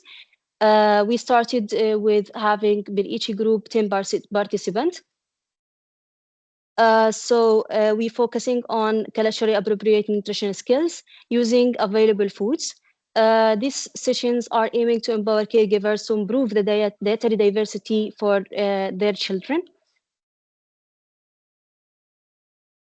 We support children and BLW also with lipid-based nutrient supplements and high-energy biscuits and micronutrient supplementation. During our mission, we were able to reach more than 68,000 of individuals with children from 6 to 59 and pregnant lactating women. You have 1 minute left, Ragda, Okay. sorry. Okay. Well, okay. For breast milk substitutes, we are working under strict medical indication, and we are providing it after done of a full IYCF assessment for the mothers. So up to date, we have reached 564 infants under 6 months receive ready-to-use infant formula under full IYCF and MAMI protocol, and in cooperation with strict counseling sessions. One of the approaches that we are also integrating in our services is the MAMI Baby approach, where through the early screening and individualized care and the integration with the SRH and mental health services, MAMI approach is aiming to improve the well-being of the maternal and reduce the infant's malnutrition risk. So for the challenges that we are facing, yes, the war is stopped, but still we have still facing the challenge of access. The mother, because of the multiple interrupting in the treatment protocol, because there is a frequent displacement for the families from a place to another place, which is considered like a challenge for us. In addition to that, with the improvement of the food and the entry food to Gaza, still there is a prevalence of undernutrition and the psychosocial stress that is still the mother and lactating woman exposure to it is also affecting the successful breastfeed among them. We still also facing that there is unregulated donation that's coming, especially from outside. It's coming with a good intention, but actually also to intervene with our interventions in Gaza. But the organization, the partner here in Gaza with the nutrition cluster are working hard to prevent this. And in addition to that, the infrastructure gaps that all of you are know and which Gaza is suffering from now. So in summary, the support which is in need to sustain the impact, we need to strengthen the technical capacity more and more, and the operational support, especially to strengthen the logistics system in establishing of a safe, functional mother-baby spaces with appropriate privacy and water sanitization and hygiene facilities. In addition to that, also the financial support and resources, especially focusing on the IYCF and MAMI program in Gaza. So we go beyond the short-term emergency phases. So finally, together we can work, even in the most challenging humanitarian context, we can save infant feeding and maternal nutrition. Thank you. Over to you. Wonderful. Thank you, Ragda. Let's move to Carleen, another great colleague, and she will present an experience from Australia. Over to you, Carleen. And yes, let's be conscious of time. Over to you. Thank you, Alex. I will do my best. So I'm just trying to share my screen. Ragda, if you can stop sharing so that Carleen can also share. Thanks. There we go. So yes, my name's Carleen Gribble. I'm an adjunct professor in the School of Nursing and Midwifery at Western Sydney University. I'm also a member of the IFE core group and a current steering committee member, as well as being an Australian Breastfeeding Association educator and counsellor. So I'm just going to give you a quick snapshot of what's been happening in Australia around supporting appropriate infant and young child feeding in emergencies interventions. So like Italy, we're quite prone to disasters, although we don't really get much in the way of earthquakes. We get pretty much everything else. So what are Australian infant feeding practices like? We've got quite high breastfeeding initiation Sorry, rates, over 90. Carleen, are you Yes. presenting? Yes. Is it not going? Can you all see the screen? I cannot. Okay. No, same for me. We're not seeing the slides, Colleen. Yeah, if Oh, you have any dear. problem, we can ask Vincenza to support. Yeah, can you do it for me, Alex? Because it's looking like it's sharing from my end, so I don't know what's happening. Vincenza, can you screen share? Yes, I share your. Okay. Thank you. Do you see? Thank you. So thank you very much. So next slide, please. So Australia's infant feeding practices, as I mentioned, we have high initiation. Any breastfeeding rates at 6 months are around 60%. Any breastfeeding at 12 months at 30%. I'm not presenting any data on exclusive breastfeeding rates because our data collection is extremely poor, and I'm not at all confident in any of it.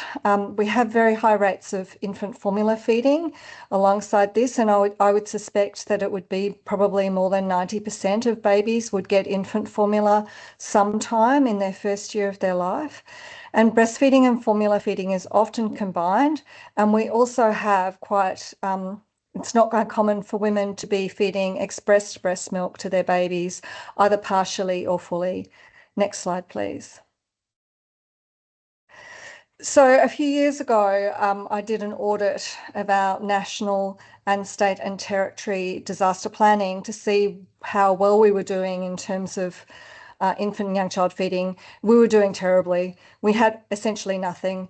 To give you an indication, I did a word search, go through those documents to see how many times the word baby or infant was mentioned. It was about 120 times. But if you search for the word animal or pet, that was more than 2,300 times. So much better prepared for animals than babies in disasters. Next slide, please. In 2019-20, we had an enormous disaster, the Black Summer bushfires. They lasted for about 9 months in every state in Australia, including where I live. And I'm just going to quickly show you a little bit about that from my end. So next slide, please. So this is where I live. That's a little star there. Next slide. Again, that little dot, if you look, that little dot is where my house is, and you can see all the bush to the left of it, which is where the fires were. Next slide, please. And this is what it was like. It was quite terrifying, and these fires affected about 80% of the Australian population. So an enormous disaster. Next slide, please. Following on from this disaster, and after having shown the government the extent of the problem that we had with lack of planning, I worked with the Australian Breastfeeding Association to get some funding, to do some research, first of all to develop an evidence base, and then to develop resources to support parents and to support emergency responders to protect infants and young children in disasters. Next slide, please. The first thing we did was a study. We surveyed parents of children 0 to 4 years who'd experienced the bushfires. We had 233 who participated in our survey, and then another 23 who we interviewed, as well as 63 emergency responders who participated in that. The image there is of our research report, which is lengthy, has a lot of information in it, that may be helpful to you if you're wanting to look at not just infant feeding, but caring for young children in disasters. Next slide, please. So I'm just going to share some of the resources that we developed as a result of this work. One of the major things was evacuation kit lists for families. There wasn't any information for them to help them to prepare for a disaster. So we developed evacuation kit lists depending upon whether a baby was being breastfed, whether they were being fed express breast milk, or whether they were being formula fed, and provided all of the information about everything that you would need for 3 days without access to electricity or water. Next slide, please. We developed a series of posters to promote both emergency preparedness around packing for evacuation and that kind of thing, but also to encourage mothers to see breastfeeding as a part of emergency preparedness. And these are two of the posters here. Next slide, please. Working with to develop resources to develop emergency responders. This one was really for people working in evacuation centres to help them to think about what to do, because what we found in our research was that women were commonly evacuating on their own, so their husbands or partners were staying behind to protect property, or they were part of the emergency response themselves. And so women were turning up at evacuation centres, sometimes with a newborn, a 2-year-old and a 4-year-old, and completely overwhelmed. They really needed good support. And so this was one of the resources we developed to help them to support those women, including around infant feeding. Next slide, please. We also developed signs to use in evacuation and recovery centres, anywhere where families were being supported, to actually help ensure that they got good support around infant feeding. So these are some of those here. Next slide, please. And information fact sheets for mothers around breastfeeding in emergencies, formula feeding in emergencies, and express breast milk feeding in emergencies, and addressing their concerns, including the concern that was raised before around stress. I've gotten to the view now that that if a woman is experiencing, a breastfeeding woman is experiencing emergency, she will lack confidence in her ability to breastfeed. She will feel like stress is going to be a problem for her ability to breastfeed. And so there's many things that can be done to actually support mothers to regain confidence, because as we know, breastfeeding is incredibly supportive of them. Next slide, please. And there's also a cartoon, and if we had time, I'd play it for you. This is for mothers to help them to continue breastfeeding through an emergency. Next slide, please. And a fact sheet for emergency responders, just giving them basic information. So this is not for doctors or midwives. This is for people who are just interacting with mothers, maybe working in an evacuation centre, maybe in a transit centre, wherever they are, to just know the basic things they need to do to support mothers around infant feeding. Next slide, please. And I think this is our second last resource, a really important resource though, around managing infant formula donations, procurement and distribution in emergencies. This provides information as well as model policies for organisations to help them to do this well. And we had enormous support for this document. We ended up with 26 health, women's, children's and emergency organisations endorsing it. And even that endorsement process assisted organisations to change their own policies. So they read this document, said, yes, we'd like to endorse it. And we're actually changing our own policies so they're aligned with this. Next slide, please. Pauline? Yes, this is our final resource. Yeah. This is the Mother Baby Area Guide for Australia. It's taking the resource that's been developed for use in humanitarian contexts, the Baby Friendly Spaces Guide from ACF, and developed it into to something that is appropriate for a high-income country context. And so, of course, all of these resources could be taken up, adapted and used anywhere else where they would be useful. So I think that is my last slide, but yes. Oh, and there's the links to the websites where you can actually get these resources and download them. So thank you so much for asking me to speak tonight. Thanks a lot, Carleen. And I think I can start my presentation.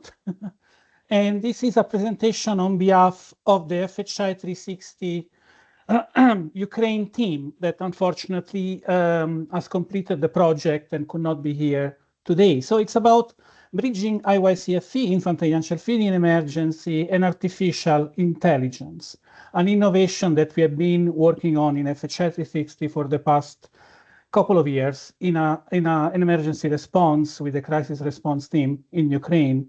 I think we are all very familiar with the situation in Ukraine since 2022. The war has disrupted traditional family support networks. From the infant essential feeding side of things, from the nutrition side of things, we've been witnessing, documenting, reporting widespread donations of breast milk substitutes that have reduced, have contributed to the reduction of confidence in breastfeeding along the lines of what Carleen just mentioned. Unfortunately, we also have documented how women and their husbands have faced a lot of uncertainties on how to feed and protect their infants. And we have documented a large number of women of reproductive age that needed support. FHL 360 has been responding with a very comprehensive intervention. So that's, for me, is the first message, is that the AI solution that I'm going to illustrate briefly, very briefly, is not a standalone or a sole intervention, but we believe it was part of an entire set of strategies, and we have been hearing the same similar strategies with the other presenters, but it was an important critical effort that we wanted to deploy. Why? Because of the challenge that we keep hearing around emergency, both in contexts like Europe or European context, as well as Australia, but as well as Gaza, and as well as Ukraine, disrupted health services, limited support to women, limited or non-existent support to infant and young child feeding. Hence, we have started working on this digital solution and AI solution because we felt that limiting our response to the face-to-face engagement was limiting the way the response was going to reach the women and their infants and their families. Considering, again, the type of conflict, the lack of access, the lack of security of these communities during times of war. But also because we thought that a digital solution and AI solutions are scalable, can help reach large population, are generally low cost, are very accessible through the telephone infrastructure that was available and is available in Ukraine, as well as the internet infrastructure, are 24/7, as you will see later, provide some real-time support, and again, leverage existing platforms, the in-person counseling and in-person support. It was launched early 2024. We called it the Harmony Parent Bot. It's really meant to support women, pregnant women, breastfeeding mothers, non-breastfeeding mothers during the times of war, stress, and uncertainty. As I said, it's a 24/7, we call it companion, and it offers a set of services and provides access to a set of information you will see shortly. The bot, the chat bot, the AI solution provides for continuous feedback from the users. Obviously, these are all translated. The chat bot is in Ukrainian, is in the language the women are obviously using. And it's important to keep that kind of channel open so that we can, our team is able to understand if and how the informations are received, perceived, and the level of acceptance to those information. We have been developing over the time a very robust monitoring and evaluation framework around the AI solution, where we do measure several things. And on this, we keep monitoring, we keep tracking several information, and this is just an example. We look at the more performance type of indicators for the bot. It's the retention rate, basically how many clients, how many women remains connected. And for example, a more than 100% means there are not only women remaining, but we have more users joining. And this is one of the recent evaluations we conducted in October 2025. We document carefully the type of questions that the users are asking to the bot.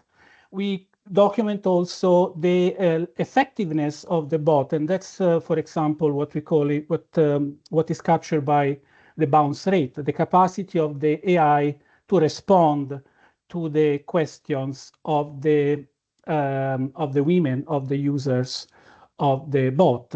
So as of October, again, we update this information on a quarterly basis. We had around 36,000, 37,000 interactions for the period of 10 to 12 months. Again, we capture other type of feedback, basically how women are satisfied, if they find it useful, if they find it clear, and if they will keep returning to use the platform. And as you can see, we have quite positive feedback, and this is the result of, as I said, more than 1 year of intense work on this platform. But it's important also, another message I want to leave the audience with is, it's not just a tool you leave and people use it. We have a continuous effort to update it, to improve it, to maintain its accuracy and relevance. I think we all have heard about hallucinations that AI may provide, not giving wrong answers. So that's one of the efforts that humans, technical colleagues, are continuously monitoring. Through monitoring the logs and reviewing the type of information that are requested and the type of answers that the bot is providing. And this helps us improve and refine the training of the platform. We also try to keep updating the protocols that we are using, that we are training the chatbot, the AI to use, and limiting to. So the bot is not just an open AI that look for information everywhere, but we have a set of, we are putting boundaries and fences around where to draw responses and where to draw information. And we also reach a point that we believe we didn't trust the translation capacity of the AI platform because of the nature of the documents, the very technical nature. And so we have invested in translating them from English, for those that were English only, into the language of interest. An important aspect, and again, I'm just giving you pieces of information of this very comprehensive initiative. We have linked the infant and young child support to mental health and psychosocial support, as well as early childhood development. So it's a very holistic type of platform. So infant and young child feeding, MHPSS, and ECD. And the user have access to information, but also to actual counselors that can be contacted through the platform, and appointments or calls in person or online can be arranged by the client, by the mother. At the same time, we have been using a very popular platform. If in Italy, maybe we use WhatsApp, in Ukraine, they use Telegram. That's to ensure that women and others, not just women, can easily use the platform. So they are using the AI solution through Telegram and not just through another web-based program. And this, again, to ease the access and make it, because they are very familiar with the type of platform. As I said earlier, for very complex individual cases, the bot is linking the user to actual workers and lactation counselors so that they can engage and eventually support either through a distance call or remote support, or eventually, if possible, in-person support. So this is a very brief snapshot, sorry for running through, but just to say that AI can be contribute to the solution of all the issues that we have been raising so far. So over to you, Anne. Thank you. Thank you, Alex. Oh, wow, this is so interesting. And I think the future is really coming now. We are a few minutes behind schedule, but as there are not many questions, we should be able to catch up. So, Alex, maybe you want to introduce the next presenter? Yes, and we have two. So if you don't mind, I will shorten a bit the introduction with all respect for the great colleagues. So we have Dr. Preeti Shakia. I hope I pronounce it correctly. She's a physician and a public health professional that specializes in maternal, reproductive, and child health. She's working with the Johns Hopkins Bloomberg School of Public Health, and she has been leading several mixed methods analysis and supporting multi-country studies. She has also worked for WHO and Save the Children, and has contributed to different initiatives, again, MCH-related, disease surveillance, and gender focus across Africa, Asia, and Europe. I think it's very important to emphasize she's the founder of Mahatri Nepal, that is a community-based initiative that expanded life-saving postpartum hemorrhage prevention in rural Nepal. And again, very important to highlight that Dr. Shakia was nominated for the UN Women Asia and the Pacific 30 for 2030 network in recognition of her great contribution to gender equality and maternal health. And she's joined by Vincenza Di Stefano. We have seen Vincenza across this event, a midwife, finalizing her PhD in public health at the Italian Institute as well. She's focusing on MCH and the first 1000th day. And she's also very much involved on IYCFE. She has been working as a hospital midwife. She's also a lecturer in the University of Rome, Tor Vergata, on midwifery and nursing. And she works with the wonderful Italian team. You have seen all of them. You have heard most of them. Over to you, to both of you, Dr. Priti and Vincenza. Over. Thank you, Alessandro, for that wonderful introduction. I'm Dr. Preeti Shakir. Hello, everyone. Like you mentioned, I'm a physician and public health professional. I'm currently working at Johns Hopkins University.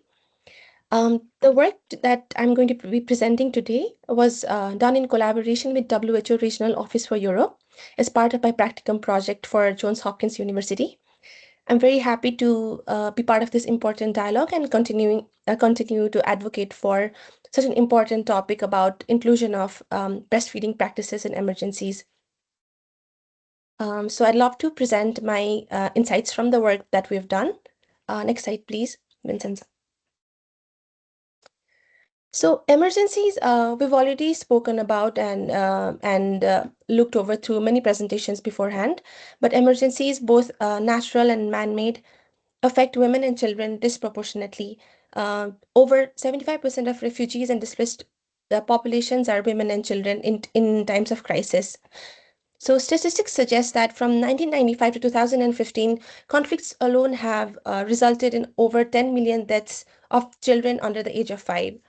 Despite the importance of exclusive breastfeeding, we found that globally only 40% of infants are exclusively breastfed. As a result, suboptimal breastfeeding has resulted in more than 800,000 child deaths per year. In terms of crisis, as we know that the access to safe water, food, sanitation, or health services are disrupted, as a result, mother's milk becomes the most reliable and safest mode of food to the baby. Because breastfeeding is a life-saving intervention, it is also one of the most low cost and high impact public health interventions that needs to be protected and supported during crisis. Next slide, please. So the evidence is clear. Breastfeeding in emergencies have found to reduce child mortality by about 13% in children under the age of 5. Breastfeeding has also been found to reduce child morbidity and accounts for over 95% of reduction in infant illness resulting from diarrhea and pneumonia. Beyond child morbidity and mortality, breastfeeding has also been found to support maternal mental well-being as a result of bonding and stress reduction, and has been found to boost maternal mental health. Next slide, please. Despite these findings, we found breastfeeding in emergencies very challenging due to multiple reasons, which have been discussed beforehand. But then briefly to go over, through the system's perspective, like we mentioned, the uncontrolled distribution of formula milk, as well as disrupted supply chains and non-compliance with the international code of marketing of breast milk substitutes, and weak lactation support has undermined breastfeeding practices in emergencies. Similarly, from an environmental perspective, women lack safe, dignified, and private spaces to breastfeed their babies, as well as psychosocial stressors like trauma and misinformation in many instances, as well as disrupted social networks have been found to undermine breastfeeding practices. Similarly, maternal undernutrition and dehydration has been found to affect breastfeeding initiation and continuation in many mothers. Next slide, please. So to assess these inconsistencies in policies, we did a literature review of both scientific as well as lay literature. And coupled with the expert consultations from WHO experts and humanitarian actors, as well as policymakers. And we've devised this policy brief. Next slide, please. So I would again like to reiterate this. So several guidelines and policies exist, as we've discussed before. In 1981, the International Code of Marketing of Breast Milk Substitutes was established, which regulates the marketing of breast milk substitutes and related products. Similarly, in 1999, the operational guidance on infant and young child feeding in emergencies was established to provide evidence-based guidelines for infant and young child feeding during crisis. The main priorities for this include baby-friendly spaces, breastfeeding support, relactation, and strict breast milk substitutes control. Similarly, in 2010, the World Health Assembly, Resolution 63.23, called its member states to integrate this operational guidance into the national preparedness response and plans of its member states. Next slide, please. So through our analysis, we identified multiple gaps and inconsistencies in policy implementation. The first one is, of course, breastfeeding being overlooked and not being integrated into emergency preparedness and response plans. Second, and one of the most important, was very limited or non-existent guidance for non-breastfed infants was found. Similarly, infant and young child feeding in emergencies responses were severely underfunded, and the need for dedicated funding was noted. This lack of funding impacted the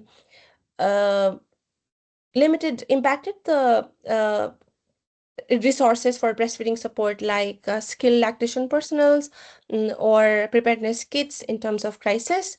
Similarly, one of the most important challenges that we encounter is the poor compliance of breast milk substitutes or formula milk with international BMS code. And also another important point to note is the regulation of human milk banks. We encounter challenges with its availability, safety, and logistics. Also, coordination across multiple sectors have been fragmented. Multiple sectors like health, nutrition, and emergency management, they've been found to work independently, and we've seen multiple duplication of efforts and also gaps in services because of the lack of coordination between multiple agencies. Similarly, I think there is lack of accountability or monitoring bodies that would ensure that these policies are implemented or like they're monitored and the aids have reached the ones, those who need them. Also, we simply don't have enough data on who needs breastfeeding support or whether our interventions are working. This has severely affected our ability to respond effectively and track our progress in terms of crisis. Next slide, please. So to counter this, we have several policy recommendations. The first one is the integration of breastfeeding into emergency preparedness plans with dedicated funding. Similarly, it's important to standardize guidance for non-breastfed infants and strictly enforce international breast milk substitutes code compliance. Similarly, we advocate to strengthen human milk bank operations, including donor human milk logistics and cold chain capacity. We also advocate to establish intersectoral infant and young child feeding and in emergencies task forces and national coordination units to continue with our accountability and monitoring mechanisms. Similarly, creation of real-time standardized international infant and young child feeding in emergency data systems will help with standardized monitoring. And formal governance framework will also help with accountability. Next slide, please. To conclude, I'd like to reiterate the fact that breastfeeding is a life-saving intervention, and the inclusion of this in emergency preparedness and response is not optional, but a mandatory thing. Our call to action is very clear. policymakers must prioritize breastfeeding, inclusion of breastfeeding services into emergency preparedness, and address policy funding coordination accountability gaps in infant and young child feeding in emergencies. Next slide, please. Thank you everyone for your attention. Here's my contact if you want to discuss further or would love to engage with me.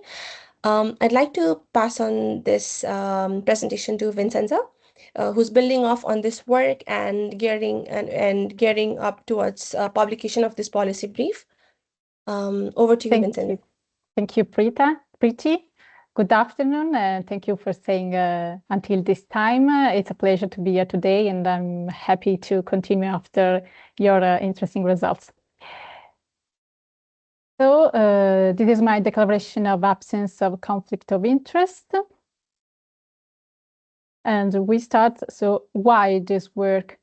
The work presented by Preeti clearly showed that despite the existence of global guidance, many barriers and policy gaps in infant and young child feeding and emergency remain unaddressed. And this provided a strong rationale for continuing and expanding this work. In response, and thanks to the leadership of Pan American Health Organization and WHO Europe, a dedicated working group on this topic was established with the participation of our Italian team in its role as a WHO collaborating center on breastfeeding promotion and child obesity prevention. At the same time, Europe is making a major investment in breastfeeding-related initiatives through the joint action PreventNCDs. Within this European project, among many activities, there is a specific area of the work led by Italy in collaboration with Norway. And as Anne and Angela mentioned earlier, this focuses on the implementation of the best practice baby-friendly community and health services across several European countries. And within these implementation activities, there is also a specific focus on infant and young child feeding in emergencies. For all these reasons, we are working on this project to update the existing evidence and to develop a policy brief that is fully aligned with the methodological standards and adapted to current operational needs. So the process of our work, we started with a review of gray and scientific literature after identify key policy gaps and priorities, draft the policy brief with key messages and policy option, and then moved to an external expert review before publication. At this stage of the work, we conducted a rapid review of both gray and scientific literature, continuing previous work, focused on identifying lessons and recommendations from infant and young child feeding and emergency experiences. And this combined approach allows us to build a comprehensive evidence base to inform both the identification of policy gaps and the development of the draft policy brief. Then, based on the review of gray literature, we identify a set of current policy gaps and priorities that cut across countries and the emergency context. These include limited integration of infant and young child feeding and emergency into preparedness frameworks with governance and coordination, gaps in guidance preparedness for not breastfed infants, persistent challenges in the management of breast milk substitute and donor human milk, and weaknesses in monitoring and data systems. These gaps provide a preliminary basis for shaping both the policy messages and the policy option in the revised brief. Lessons and recommendations emerging from the evidence directly help the formulation of the key policy messages and policy option. And to ensure a solid and consistent methodological structure, our group decided to align the document with the WHO guidance on how to write a policy brief. And according to this template, the policy brief includes a clear problem statement, a concise set of 5 to 6 key policy messages, and a limited number of policy options, around 4, each analyzing in terms of cost feasibility, advantages, disadvantages, equity, stakeholder responsibilities, and implementation consideration. So this structure is designed to make the policy brief concise, evidence-informed, and above all, actionable for decision makers. This is the framework we are currently working within. This is just a draft of the policy option currently being discussed by the working group. while the drafting is still in progress, several thematic areas have already emerged very clearly and will be priority areas to be addressed in key messages and policy option. These include preparedness and coordination, monitoring and accountability, regulation and safe management of breast milk substitute, the adherence to the international code, strengthening maternal and breastfeeding support in emergency, and the provision of safe spaces and psychological support for mothers and infants. What are the next steps? To conclude, over the coming months, the working group will complete the evidence synthesis and finalize the revised policy brief. The document will undergo review by an external expert panel prior to publication. So we aim to deliver a document that is scientifically robust, operationally relevant, and policy-oriented, with the last but not least goal of promoting the health and well-being of all children, mothers, and families, and ensuring that care and support are equitable, regardless of the context in which they are born. So our work on infant child feeding continues.